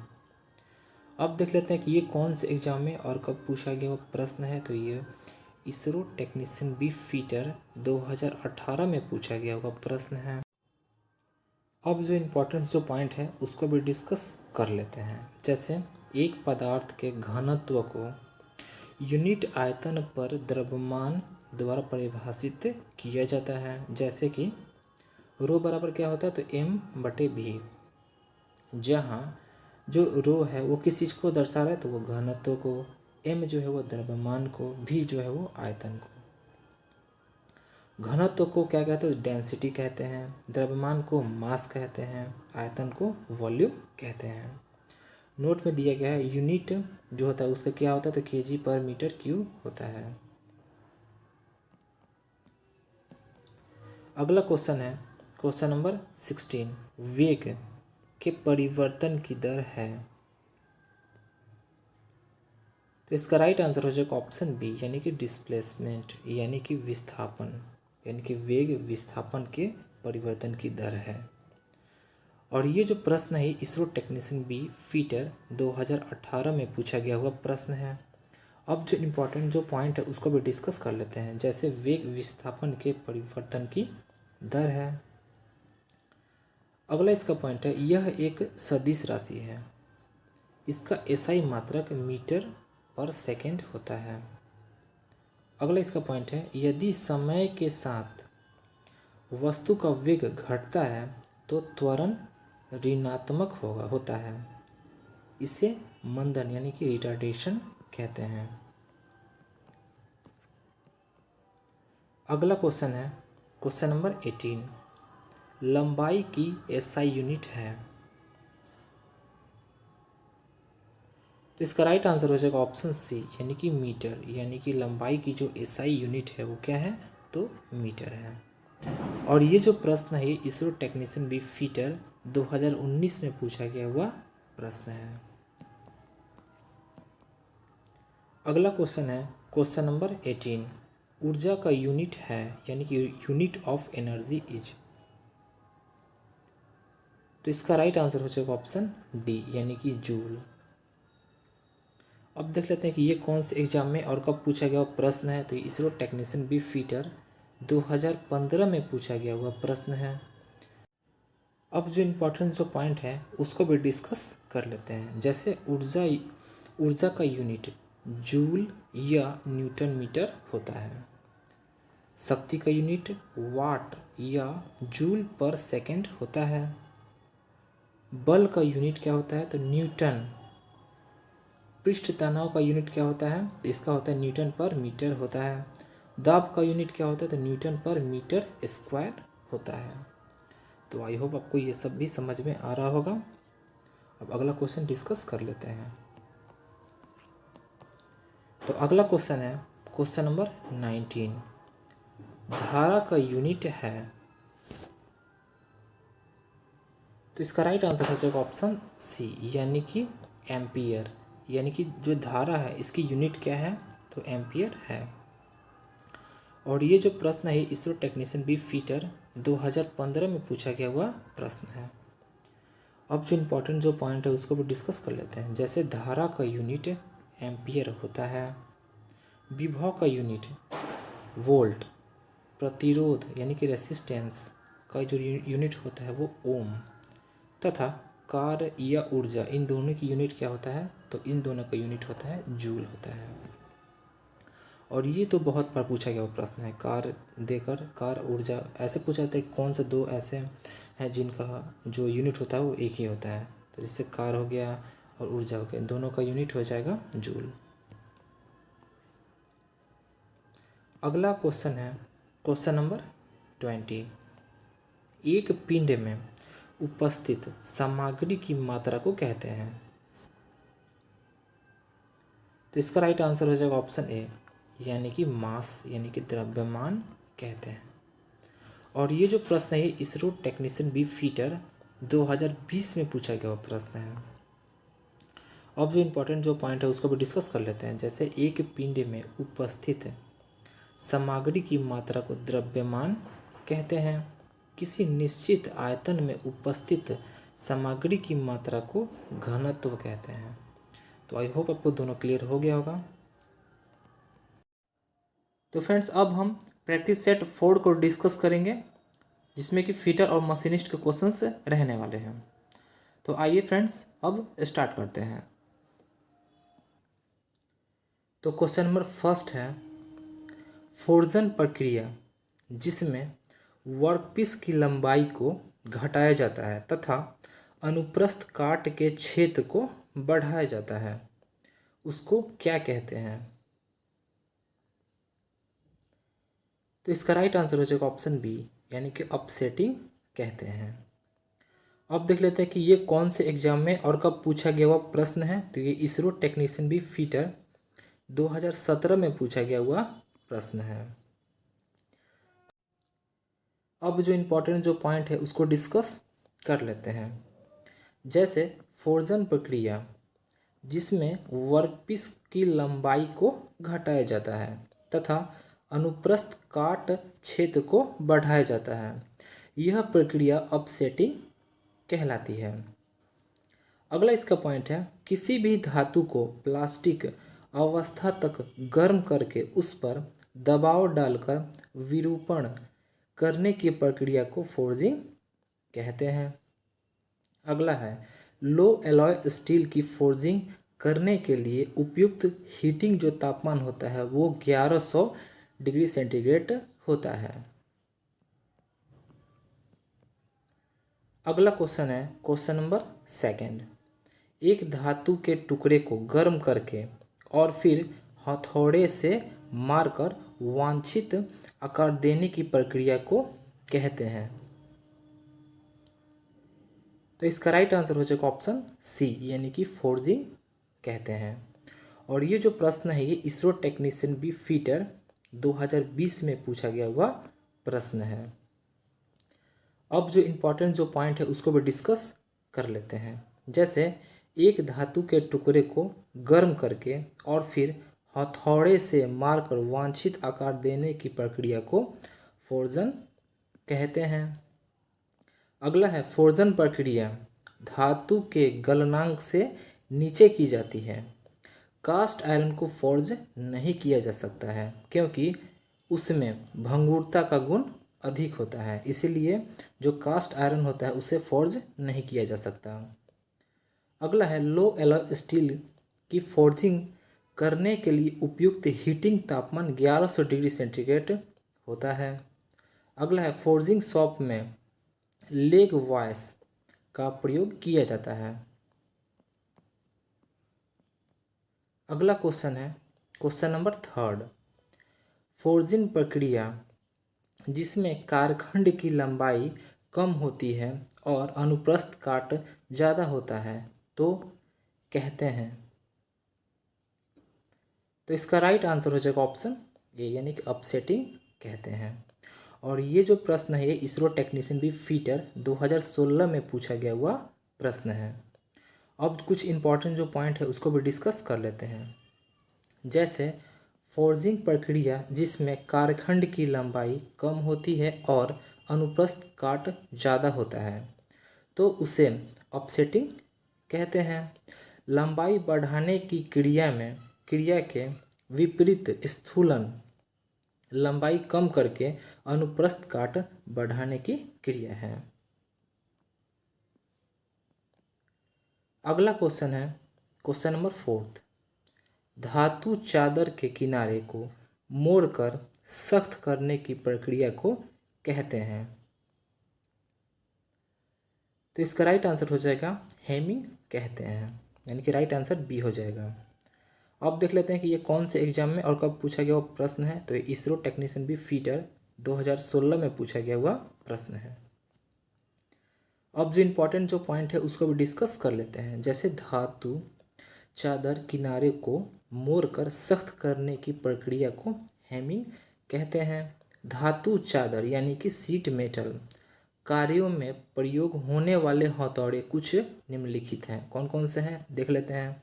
जैसे खोखला करने वाला हथौड़ा, दूसरा क्या है तो समतलक हथौड़ा, तीसरा क्या है तो रिवेट हथौड़ा, चौथा क्या है तो पेनिंग हथौड़ा, पांचवा है बॉल पेन हैमर है, छठा मैलेट हैमर। अगला क्वेश्चन देख लेते हैं क्वेश्चन नंबर 5। भी ब्लॉक्स में सम्मिलित कोण कौन सा है। तो इसका राइट आंसर हो जाएगा ऑप्शन बी, यानी कि 90 डिग्री। अब देख लेते हैं कि ये कौन से एग्जाम में और कब पूछा गया वो प्रश्न है। तो ये इसरो टेक्नीशियन बी फीटर 2018 में पूछा गया हुआ प्रश्न है। अब कुछ इंपॉर्टेंट पॉइंट को भी डिस्कस कर लेते हैं। जैसे भी ब्लॉक्स में सम्मिलित कोण 90 डिग्री होता है। अगला इसका पॉइंट है, बेलनाकार या गोल आकार की वस्तुओं को सरफेस प्लेट पर रखकर मार्किंग करना कठिन है, इसलिए इन्हें सहारा देने के लिए भी ब्लॉक की आवश्यकता होती है। अगला इसका पॉइंट है साधारणतया भी ब्लॉक कास्ट आयरन के बनाए जाते हैं। अगला इसका पॉइंट है भी ग्रूव का एंगल 90 डिग्री रहता है, परंतु बड़े जॉब की आवश्यकता को देखते हुए यह कोण 120 का भी बनाया जाता है। अगला क्वेश्चन है क्वेश्चन नंबर 6। एक 500 ग्राम के हथौड़े के लिए हथौड़े के हैंडल की लंबाई लगभग कितनी होनी चाहिए? तो इसका राइट आंसर हो जाएगा ऑप्शन सी, यानी कि 325 होनी चाहिए। और ये जो क्वेश्चन है ये इसरो टेक्नीशियन बी फीटर 2018 में पूछा गया हुआ प्रश्न है। अब इम्पॉर्टेंट जो पॉइंट है उसको डिस्कस कर लेते हैं। जैसे एक 500 ग्राम हथौड़े के लिए हथौड़े हैंडल की लंबाई लगभग 325 होनी चाहिए। अगला क्वेश्चन है क्वेश्चन नंबर 7। फोर्जन में ड्रिफ्ट का प्रयोग किसके लिए किया जाता है? तो इसका राइट आंसर हो जाएगा ऑप्शन बी, यानी कि छेदित छिद्र को बड़ा करने के लिए किया जाता है। और ये जो प्रश्न है ये इसरो टेक्नीशियन बी फीटर 2017 में पूछा गया हुआ प्रश्न है। अब इम्पॉर्टेंट पॉइंट को भी डिस्कस कर लेते हैं। जैसे कार्बन में ड्रिफ्ट का प्रयोग छेदित छिद्र को बड़ा करने के लिए किया जाता है। अगला क्वेश्चन है क्वेश्चन नंबर 8। निम्नलिखित में से कौन सा हथौड़ा नर्म आघात के लिए उपयोग होता है? तो इसका राइट आंसर हो जाएगा ऑप्शन बी, यानी कि रबर हथौड़ा, यानी कि रबर हैमर। और ये जो प्रश्न है ये इसरो टेक्नीशियन बी फीटर 2020 में पूछा गया हुआ प्रश्न है। अब इसी से रिलेटेड जो इसका इम्पॉर्टेंट पॉइंट है उसको भी डिस्कस कर लेते हैं। जैसे रबर हथौड़ा यानी कि रबर हैमर का उपयोग नरम आघात के लिए किया जाता है। अगला क्वेश्चन है क्वेश्चन नंबर 9। कास्ट के वस्तुओं से कील बाहर निकालने के लिए इस्तेमाल किया जाने वाला हथौड़ा है। तो इसका राइट आंसर हो जाएगा ऑप्शन डी, यानी कि क्ले हैमर, यानी कि पंजा हथौड़ा। अब देख लेते हैं कि ये कौन से एग्जाम में और कब पूछा गया हुआ प्रश्न है। तो ये इसरो टेक्नीशियन बी फीटर 2016 में पूछा गया हुआ प्रश्न है। सेकंड शिफ्ट में पूछा गया हुआ प्रश्न है। अब जो इम्पोर्टेंट जो पॉइंट है उसको भी डिस्कस कर लेते हैं। जैसे क्ला हथौड़ा बढ़ई द्वारा प्रयोग किया जाता है। इसमें एक ओर चपटा फेस तथा दूसरी ओर कील के हेड को फंसाने के लिए झिरी काटकर एक चिमटा बनाया जाता है जिसे क्ला कहा जाता है। इसका प्रयोग कास्ट के वस्तुओं से कील बाहर निकालने के लिए किया जाता है। अगला क्वेश्चन है क्वेश्चन नंबर 10। ग्रेड बी के वी ब्लॉकों को किससे बनाए जाते हैं? तो इसका राइट आंसर हो जाएगा ऑप्शन ए, यानी कि क्लोज्ड ग्रेन कास्ट आयरन से बनाए जाते हैं। अब देख लेते हैं कि कौन से एग्जाम में और कब पूछा गया प्रश्न है। तो ये इसरो टेक्नीशियन बी टर्नर 2015 में पूछा गया हुआ प्रश्न है। अब जो इम्पोर्टेंट जो पॉइंट है उसको भी डिस्कस कर लेते हैं। जैसे वी ब्लॉक प्रायः ए ग्रेड और बी ग्रेड में पाए जाते हैं। बी ग्रेड की परिशुद्धता अपेक्षाकृत कम होती है, जो कि 300 लंबाई तक के पाए जाते हैं। बी ग्रेड वाले भी ब्लॉक प्रायः क्लोज्ड ग्रेन कास्ट आयरन तथा ए ग्रेड वाले भी ब्लॉक हाई क्वालिटी वाले स्टील से बनाए जाते हैं। अगला क्वेश्चन है क्वेश्चन नंबर 11। किसी हथौड़ा का भार उसके कौन से भाग में अंकित होता है? तो इसका राइट आंसर हो जाएगा ऑप्शन सी, यानी कि चीक में अंकित होता है। और ये जो प्रश्न है ये इसरो टेक्नीशियन बी टर्नर 2016 में पूछा गया हुआ प्रश्न है। अब कुछ इंपॉर्टेंट जो पॉइंट है उसको सभी को डिस्कस कर लेते हैं। जैसे हथौड़े के गाल यानी कि चीक वाले भाग पर हथौड़े का भार अंकित होता है। अगला है हैमर प्रायः हाई कार्बन स्टील के बनाए जाते हैं और इसके फेस और पिन को हार्ड व टेम्पर कर दिया जाता है। अगला है हैमर का वर्गीकरण उसके पिन के आकार और इसके भार के अनुसार किया जाता है।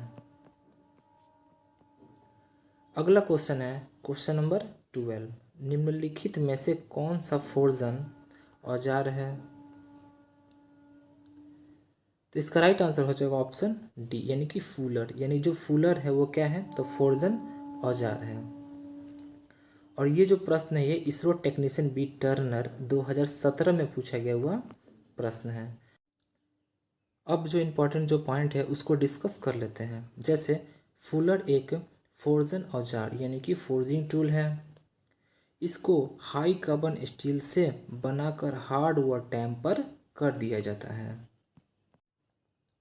अगला क्वेश्चन है क्वेश्चन नंबर 13, यदि फोर्जन अति निम्न तापमान पर किया जाता है तो क्या घटना घटेगी?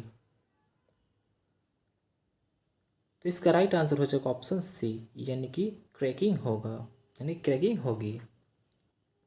और ये जो प्रश्न है ये इसरो टेक्नीशियन बी टर्नर 2017 में पूछा गया हुआ प्रश्न है।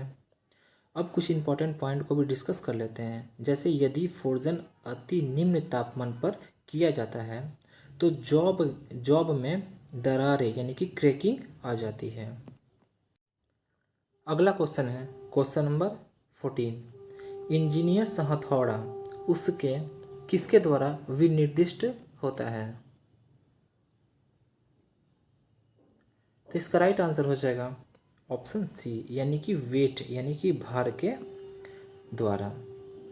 अब देख लेते हैं कि ये कौन कौन से एग्जाम में और कब कब पूछा गया हुआ प्रश्न है। ये डीआरडीओ मशीनिस्ट 2016 में पूछा गया हुआ प्रश्न है और इसरो टेक्नीशियन बी फीटर 2016 में भी पूछा गया हुआ प्रश्न है। अब जो इम्पोर्टेंट जो पॉइंट है उसको भी डिस्कस कर लेते हैं। जैसे इंजीनियर्स हथौड़ा उसके भार यानी कि वेट द्वारा दर्शाते हैं। लोहारशाला में फोर्जन के लिए हथौड़े का प्रयोग करते हैं। ये फोर्जित इस्पात या ढलवा इस्पात का बना होता है। लोहारशाला के हथौड़े को निम्न प्रकार से वर्गीकृत किया जा सकता है। कौन कौन सा? जैसे कि hand hammer, sledge hammer, power hammer और प्रेस। अगला क्वेश्चन है क्वेश्चन नंबर 15, धातु की प्रघात और संघट यानी कि शॉक एंड इम्पैक्ट को सहने की क्षमता किसके कारण होती है? तो इसका राइट आंसर हो जाएगा ऑप्शन बी यानी कि टफनेस के कारण होती है। अब देख लेते हैं कि ये कौन से एग्जाम में और कब पूछा गया हुआ प्रश्न है। तो ये इसरो टेक्नीशियन बी फीटर 2019 में पूछा गया हुआ प्रश्न है। अब कुछ इंपॉर्टेंट जो पॉइंट है उस सभी को भी डिस्कस कर लेते हैं। जैसे धातुओं का वह गुण जिसके कारण वे आघात और संघट यानी कि शॉक एंड इम्पैक्ट को सहन करती है तथा मोड़ने या तोड़ने पर आसानी से टूटती नहीं है, उसी को हम टफनेस कहते हैं या फिर टफनेस कहलाता है। अगला है तन्यता यानी कि डक्टिलिटी। तो जिस गुण के कारण धातुओं को खींचकर तार बनाए जा सकते हैं उसी को क्या कहा जाता है? तो तन्यता या फिर डक्टिलिटी कहा जाता है। अगला है कठोरता यानी कि हार्डनेस। यानी कि हार्डनेस जो होता है उसके बारे में देख लेते हैं। जैसे धातुओं का वह गुण जिसके कारण वे घिसने, कटने व खुरचने का विरोध करे, यानी कि वो घिसने, कटने व खुरचने का विरोध करती है, उसी गुण को क्या कहा जाता है? तो हार्डनेस कहा जाता है। अगला है ब्रिटलनेस यानी कि भंगुरता। तो धातुओं का वह गुण जिसके कारण वे चोट लगने पर टुकड़े टुकड़े हो जाए, उसी को क्या कहा जाता है? तो धातु का भंगुरता कहा जाता है।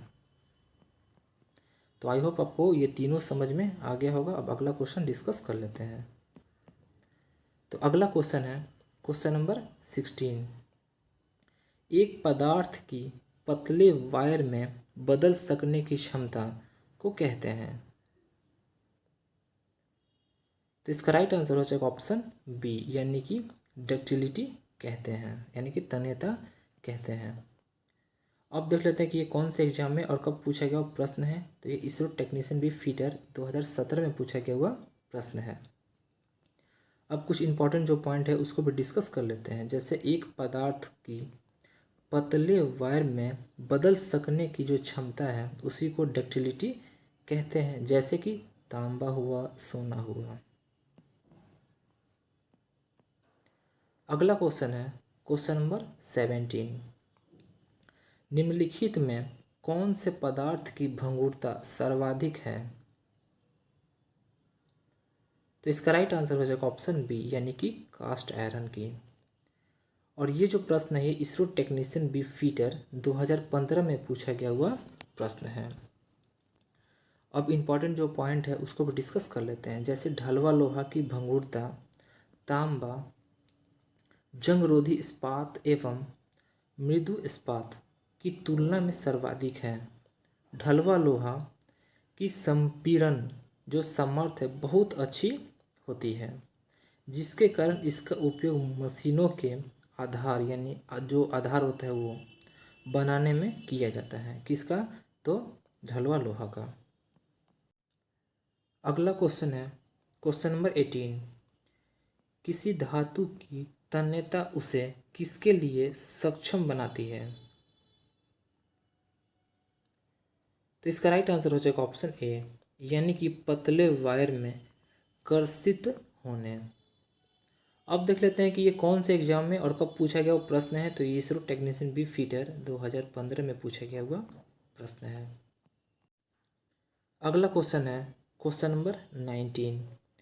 किसी धातु का वह गुणधर्म कौन सा है जिसके कारण बिना चूके उस धातु का बंकन या तनन, यानी कि बेंट और स्ट्रेच्ड किया जा सकता है। तो इसका राइट आंसर हो जाएगा ऑप्शन डी, यानी कि टफनेस। अब देख लेते हैं कि ये कौन से एग्जाम में और कब पूछा गया प्रश्न है। तो ये इसरो टेक्नीशियन बी फीटर 2015 में पूछा गया हुआ प्रश्न है। अब जो इम्पोर्टेंट जो पॉइंट है उसको डिस्कस कर लेते हैं। जैसे किसी धातु का वह गुणधर्म जिसके कारण बिना चूके उस धातु का बंकन या तनन, यानी कि बेंट और स्ट्रेच किया जा सकता है। चिमड़ता यानी कि टफनेस कहलाता है। कोई चीजल चिमड़पन के गुण के कारण ही हथौड़े द्वारा आघात लगाने पर कालखंड में घस जाता है। अगला क्वेश्चन है क्वेश्चन नंबर 20। किसी सामग्री के अपघर्षण प्रतिरोध की क्षमता कहलाती है। तो इसका राइट आंसर हो जाएगा ऑप्शन ए, यानी कि हार्डनेस। और ये जो प्रश्न है ये इसरो टेक्नीशियन बी फीटर 2020 में पूछा गया हुआ प्रश्न है। अब जो इम्पोर्टेंट जो पॉइंट है उसको भी डिस्कस कर लेते हैं। जैसे किसी सामग्री के अपघर्षण प्रतिरोध की क्षमता कठोरता कहलाती है। अब हम प्रैक्टिस सेट 5 को डिस्कस करेंगे, जिसमें कि फीटर और मशीनिस्ट के क्वेश्चंस रहने वाले हैं। और फ्रेंड्स, अगर आपको फ्री पीडीएफ चाहिए तो आप हमारे टेलीग्राम को ज्वाइन कर सकते हैं। टेलीग्राम का लिंक इसी वीडियो के नीचे डिस्क्रिप्शन में मिल जाएगा, वहाँ से जाकर ज्वाइन कर सकते हैं। और अगर आप लोगों ने खजाने वाले वीडियो को नहीं देखा है तो जाकर देख सकते हैं, उसका भी लिंक आपको इसी वीडियो के नीचे डिस्क्रिप्शन में मिल जाएगा, वहाँ से जाकर ज्वाइन कर सकते हैं। यहाँ से 5 से 6 नंबर तो पक्के आपके आएंगे ही आएंगे। तो आइए फ्रेंड्स अब स्टार्ट करते हैं। तो क्वेश्चन नंबर फर्स्ट है, मशीन वॉइस का गाइड नट बना होता है। तो इसका राइट आंसर हो जाएगा ऑप्शन सी, यानी कि गन मेटल। यानी कि जो मशीन वॉइस होता है उसका जो गाइड नट जो होता है वो गन मेटल का बना हुआ होता है। अब देख लेते हैं कि ये कौन से एग्जाम में और कब पूछा गया वो प्रश्न है। तो ये आरआरबी कोलकाता ALP 2002 में पूछा गया वो प्रश्न है। फ्रेंड्स मैं ये भी यहाँ पर बता देना चाहता हूँ कि ऐसा नहीं है कि ये क्वेश्चन जो है वो ALP में पूछा गया हुआ है तो आपके DRDO के एग्ज़ाम में नहीं पूछा जाएगा, ऐसा बिल्कुल भी नहीं है। ऐसा भी हो सकता है जो प्रीवियस ईयर जितने भी सारे जो क्वेश्चन होते हैं वो रिपीटेड होते हैं, यानी कि जैसे 2002 में ये क्वेश्चन ALP में पूछा गया हुआ है, तो ऐसा भी हो सकता है कि इसरो में पूछा जाए या फिर DRDO हो गया, DMRC हो गया, सेल हुआ, भेल हुआ, जितने भी सारे आपके ट्रेड से रिलेटेड हैं उन सभी में पूछा जा सकता है। इसीलिए आप प्रीवियस ईयर जितने भी सारे क्वेश्चंस हैं उन सभी को आप लगा लें। अब जो इम्पोर्टेंट पॉइंट है उन सभी को डिस्कस कर लेते हैं। जैसे मशीन वॉइस के मुख्य भाग एवं उनके पदार्थ निम्न हैं। देख लेते हैं कौन कौन सा है। तो एक है, फर्स्ट वाले में दिया है हैंडल, वाशर, नट बोल्ट और पिन। ये सभी जो है किस मटेरियल का बना हुआ होता है या फिर किस पदार्थ का, तो ये सभी माइल्ड स्टील के बने होते हैं। अगला है फिक्स जा, मूवेबल जा और आधार। ये सभी किस मटेरियल का बना हुआ होता है, तो ये सभी ढलवा लोहा यानी कि कास्ट आयरन का बना होता है। अगला है जॉ प्लेट्स दोनों, यानी कि जो दोनों जॉ प्लेट्स जो होते हैं वो किस मटेरियल का बना हुआ होता है, तो वो कास्ट स्टील का बना हुआ होता है। अगला है गाइड नट यानी कि बॉक्स नट, तो ये किस मटेरियल का बना हुआ होता है या फिर किस पदार्थ का बना हुआ होता है, तो ये गन मेटल या पीतल का बना हुआ होता है। अगला है स्प्रिंग, ये किस मटेरियल का या फिर किस पदार्थ का बना हुआ होता है, तो ये स्प्रिंग स्टील का बना हुआ होता है। अगला है स्पिंडल, तो जो स्पिंडल होता है वो माइल्ड स्टील पदार्थ का बना हुआ होता है। तो आई होप आपको यहाँ तक समझ में आ गया होगा। अब अगला क्वेश्चन डिस्कस कर लेते हैं। तो अगला क्वेश्चन है क्वेश्चन नंबर 2, बियरिंग का क्या कार्य होता है। तो इसका राइट आंसर हो जाएगा ऑप्शन सी, यानी कि शाफ्ट और गियर की गति को आसान बनाना। अब देख लेते हैं कि ये कौन से एग्जाम में और कब पूछा गया वो प्रश्न है। तो ये RRB ALP मैकेनिक डीजल 2019 में फर्स्ट शिफ्ट में पूछा गया हुआ प्रश्न है।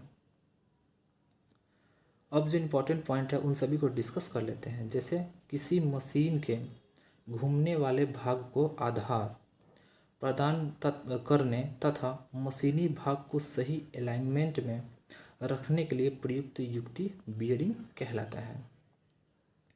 अब देख लेते हैं इसके प्रयोग करने के उद्देश्य को। तो फर्स्ट नंबर में दिया है शाफ्ट को स्थिर स्थिति में पकड़ने तथा आधार प्रदान करने के लिए। दूसरा है शाफ्ट को मुक्त रूप से घुमाने के लिए। तीसरा है घिसाव क्रिया को कम करने के लिए। अगला क्वेश्चन है क्वेश्चन नंबर 3, कौन बियरिंग रेखा स्पर्श करती है। तो इसका राइट आंसर हो जाएगा ऑप्शन सी, यानी कि रोलर बियरिंग। अब देख लेते हैं कि ये कौन से एग्जाम में और कब पूछा गया वो प्रश्न है। तो ये RRB रांची ALP परीक्षा 2005 में पूछा गया हुआ प्रश्न है। अब जो इम्पोर्टेंट पॉइंट है इसी से रिलेटेड उन सभी को डिस्कस कर लेते हैं। तो फ्रेंड्स मैं यहाँ पर ये भी बता देना चाहता हूँ कि अगर आप ऐसे सोच रहे हैं कि एक 3rd नंबर क्वेश्चन करने से केवल एक क्वेश्चन आपको क्लियर हो रहा है, तो बिल्कुल भी ऐसा नहीं है। एक क्वेश्चन में यहाँ पर 4-5 से भी ज़्यादा क्वेश्चन आपके क्लियर हो जा रहे हैं, क्योंकि एक तो क्वेश्चन क्लियर हो रहा है और जो इम्पोर्टेंट पॉइंट्स है वो सभी भी आपका क्लियर हो जा रहा है, तो उनसे बहुत सारे प्रश्न मिल जा रहे हैं आपको। तो आइए अब जो इम्पोर्टेंट पॉइंट है उन सभी को डिस्कस कर लेते हैं। जैसे रोलर बियरिंग रेखा स्पर्श करती है, इसमें रोलिंग एलिमेंट रोलर होता है। रोलर का दोनों चकड़ियों के साथ रेखा स्पर्श होता है। अगला क्वेश्चन है क्वेश्चन नंबर 4, यदि बियरिंग का बाह्य रूप मजबूत करना हो तो कौन सी पद्धति अपनानी पड़ेगी। तो इसका राइट आंसर हो जाएगा ऑप्शन डी, यानी कि सतह को काड़ा करना, यानी केस हार्डनिंग की जो पद्धति है वो अपनानी पड़ेगी। अब देख लेते हैं कि ये कौन कौन से एग्जाम में और कब कब पूछा गया प्रश्न है। तो ये RRB मुंबई ALP परीक्षा 2006 में पूछा गया प्रश्न है और RRB सिकंदराबाद ALP परीक्षा 2010 में भी पूछा गया हुआ प्रश्न है। यानी कि ये 2 एग्जाम से पूछा गया हुआ प्रश्न है। अब जो इम्पोर्टेंट पॉइंट है इसी से रिलेटेड उन सभी को डिस्कस कर लेते हैं। जैसे बीयरिंग का बाह्य रूप मजबूत करने के लिए केस हार्डनिंग किया जाता है। केस हार्डनिंग हीट ट्रीटमेंट प्रक्रिया है। इसके द्वारा बाह्य परत पर कार्बन की मात्रा को बढ़ाया जाता है जिससे बाह्य परत या आवरण कठोर हो जाता है।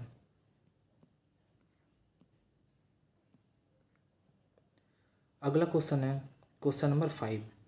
बुश बियरिंग के टुकड़े हो जाने का मुख्य दोष है। तो इसका राइट आंसर हो जाएगा ऑप्शन सी, यानी कि शाफ्ट और बियरिंग के बीच अधिक क्लियरेंस। अब देख लेते हैं कि ये कौन से एग्जाम में और कब पूछा गया प्रश्न है। तो ये IOF फीटर 2015 में पूछा गया हुआ प्रश्न है। अब जो इम्पोर्टेंट पॉइंट है उन सभी को डिस्कस कर लेते हैं। जैसे बुश बियरिंग के टुकड़े हो जाने का मुख्य दोष शाफ्ट और बियरिंग के बीच अधिक क्लियरेंस है। अगला क्वेश्चन है क्वेश्चन नंबर 6।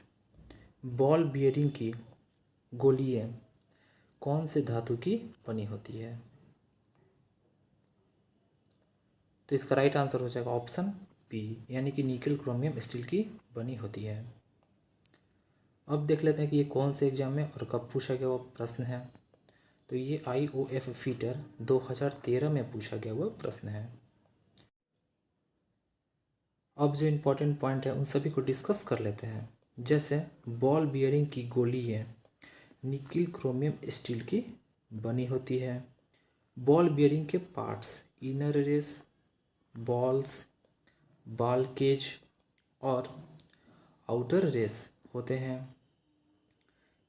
ये हल्के लोड के साथ उच्च स्पीड लिए उपयुक्त होते हैं। अगला क्वेश्चन है क्वेश्चन नंबर 7। निम्न में से किस सामग्री का उपयोग बियरिंग बनाने के लिए नहीं किया जाता है। तो इसका राइट आंसर हो जाएगा ऑप्शन सी, यानी कि लकड़ी।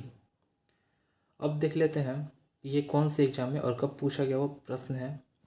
तो ये RRB ALP फीटर 2019 में सेकंड शिफ्ट में पूछा गया वो प्रश्न है। अब जो इम्पोर्टेंट पॉइंट है उसको भी डिस्कस कर लेते हैं। जैसे लकड़ी का उपयोग बियरिंग बनाने के लिए नहीं किया जाता है। अगला क्वेश्चन है क्वेश्चन नंबर 8। निम्नलिखित में से कौन सी घर्षण रोधी बियरिंग नहीं है।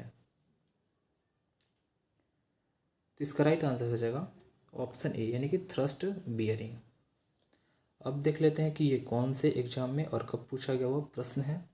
तो ये RRB ALP फीटर 2019 में सेकंड शिफ्ट में पूछा गया हुआ प्रश्न है। अब जो इम्पोर्टेंट पॉइंट है उन सभी को डिस्कस कर लेते हैं। जैसे थ्रस्ट बियरिंग घर्षण रोधी बियरिंग नहीं है।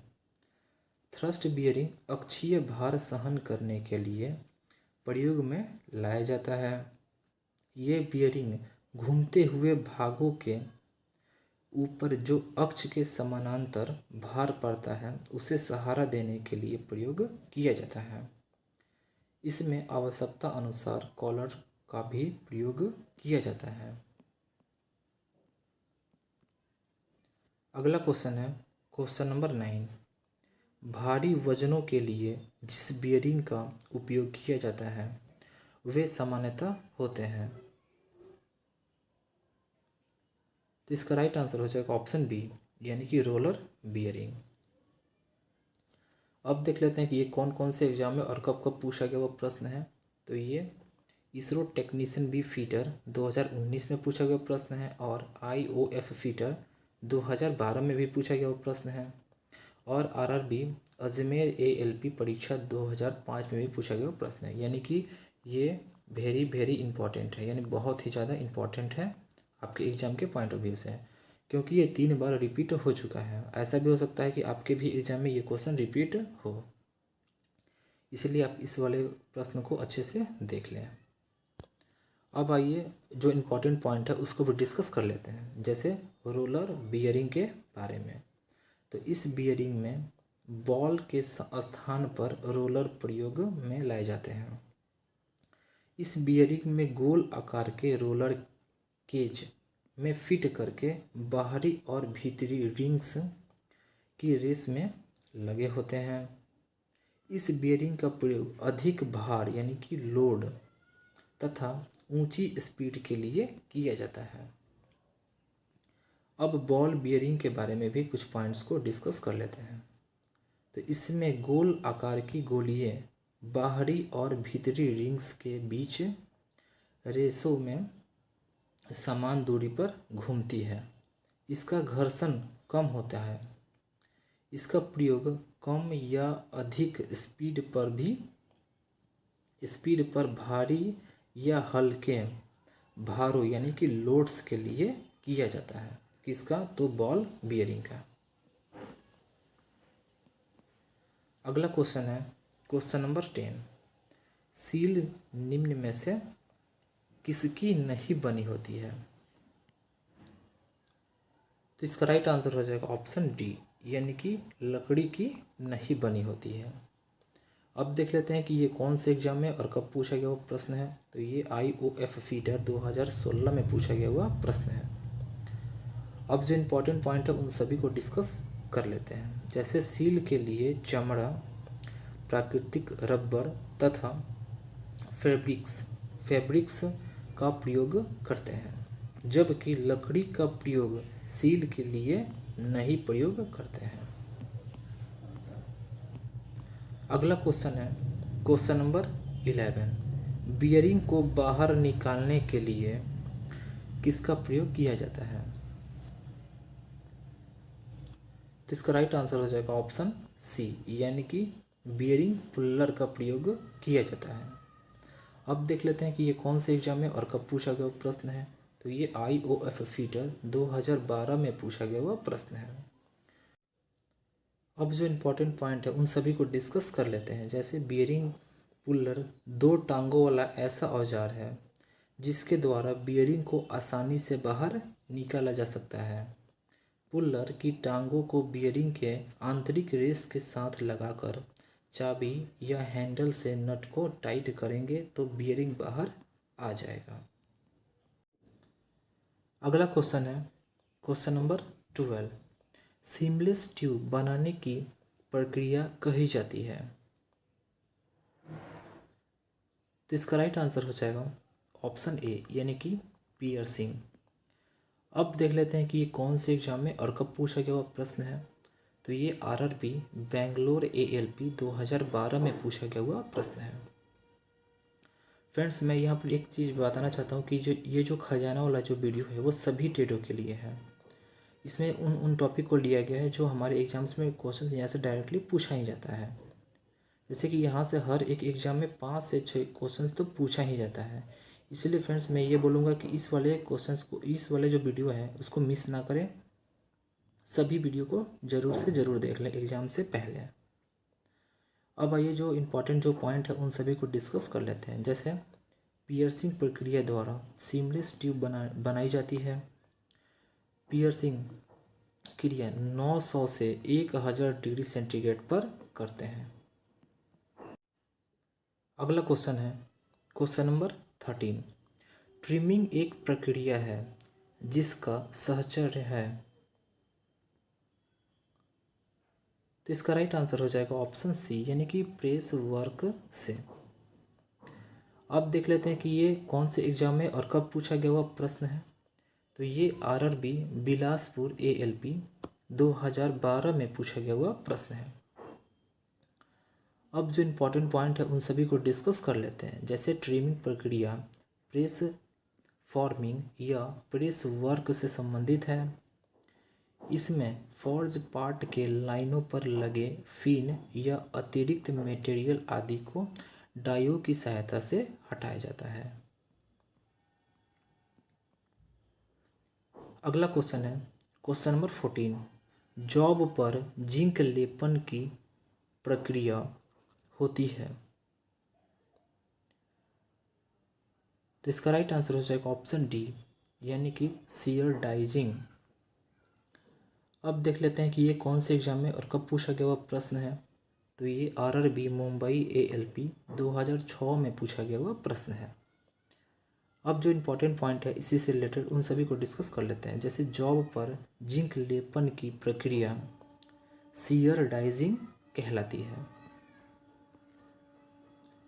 अगला क्वेश्चन है क्वेश्चन नंबर 15। वाशर को सामान्यतः विनिर्दिष्ट किया जाता है। तो इसका राइट आंसर हो जाएगा ऑप्शन ए, यानी कि अभिहित व्यास से। अब देख लेते हैं कि ये कौन से एग्जाम में और कब पूछा गया प्रश्न है। तो ये आरआरबी सिल्लीगुड़ी एएलपी 2014 में पूछा गया हुआ प्रश्न है। अब इम्पॉर्टेंट पॉइंट को भी डिस्कस कर लेते हैं। जैसे वाशर को उसके अभिहित व्यास से विनिर्दिष्ट करते हैं। अगला क्वेश्चन है क्वेश्चन नंबर 16। निम्नलिखित में से किस में उच्चतम पॉइजन अनुपात होता है। तो इसका राइट आंसर हो जाएगा ऑप्शन डी, यानी कि रबड़ में। अब देख लेते हैं कि ये कौन से एग्जाम में और कब पूछा गया प्रश्न है। तो ये भेल हैदराबाद फीटर 2014 में पूछा गया हुआ प्रश्न है। अब जो इम्पोर्टेंट पॉइंट है उन सभी को डिस्कस कर लेते हैं। जैसे रबर में उच्चतम पॉइजन अनुपात होता है, स्टील लौह धातु है तथा तांबा व एल्युमिनियम अलौह धातु होता है या फिर है। स्टील का पॉइजन अनुपात न्यूनतम होता है। अगला क्वेश्चन है क्वेश्चन नंबर 17। आकुंचन भार निम्न पर निर्भर रहता है। तो इसका राइट आंसर हो जाएगा ऑप्शन डी, यानी कि उपरोक्त सभी। अब देख लेते हैं कौन कौन सा। तो कृशता अनुपात पर भी, क्रॉस काटीय क्षेत्रफल पर भी, प्रत्यस्तता गुणांक पर भी। अब देख लेते हैं कि ये कौन से एग्जाम में और कब पूछा गया प्रश्न है। तो ये आरआरबी मुंबई एएलपी 2009 में पूछा गया हुआ प्रश्न है। अब जो इम्पोर्टेंट पॉइंट है इसी से रिलेटेड उसको भी डिस्कस कर लेते हैं। जैसे आकुंचन भार, कृशता अनुपात, क्रॉस काटीय क्षेत्रफल तथा प्रत्यास्थता गुणांक पर निर्भर रहता है। अगला क्वेश्चन है क्वेश्चन नंबर 18। रेल पथ में फीस प्लेट का काम है। तो इसका राइट आंसर हो जाएगा ऑप्शन ए, यानी कि दोनों पटरियों को जोड़े रखना। अब देख लेते हैं कि ये कौन से एग्जाम में और कब पूछा गया प्रश्न है। तो ये आरआरबी कोलकाता एएलपी 2008 में पूछा गया हुआ प्रश्न है।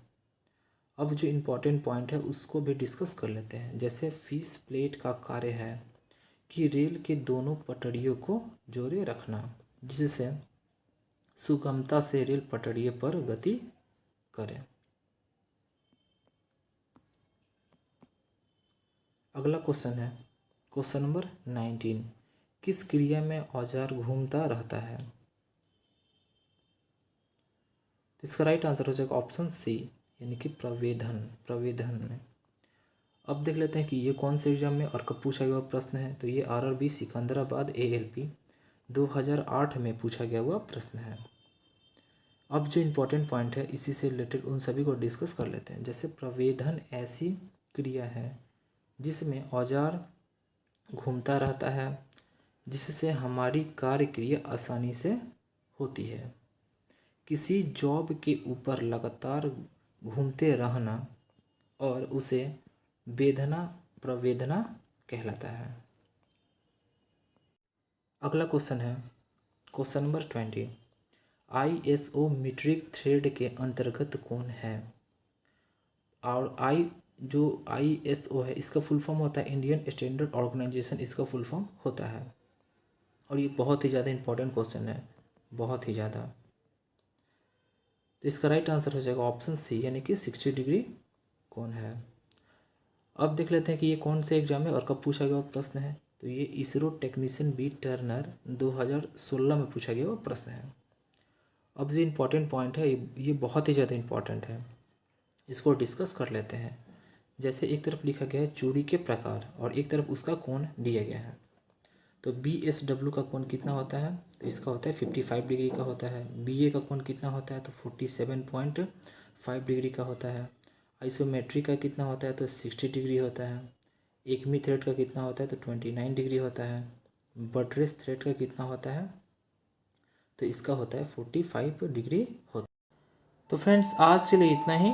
वीडियो कैसा लगा, अगर आपको वीडियो अच्छा लगा हो तो वीडियो को लाइक करें, चैनल को सब्सक्राइब करें और बेल आइकन को दबाएं ताकि नोटिफिकेशन आपको टाइम से मिल सके और आप अपडेट रह सकें। और फ्रेंड्स अगर आपको फ्री PDF चाहिए तो आप हमारे टेलीग्राम को ज्वाइन कर सकते हैं।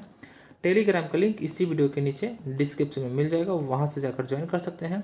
और अगर आप लोगों ने अभी तक खजाने वाले वीडियो को नहीं देखा है तो जाकर देख सकते हैं।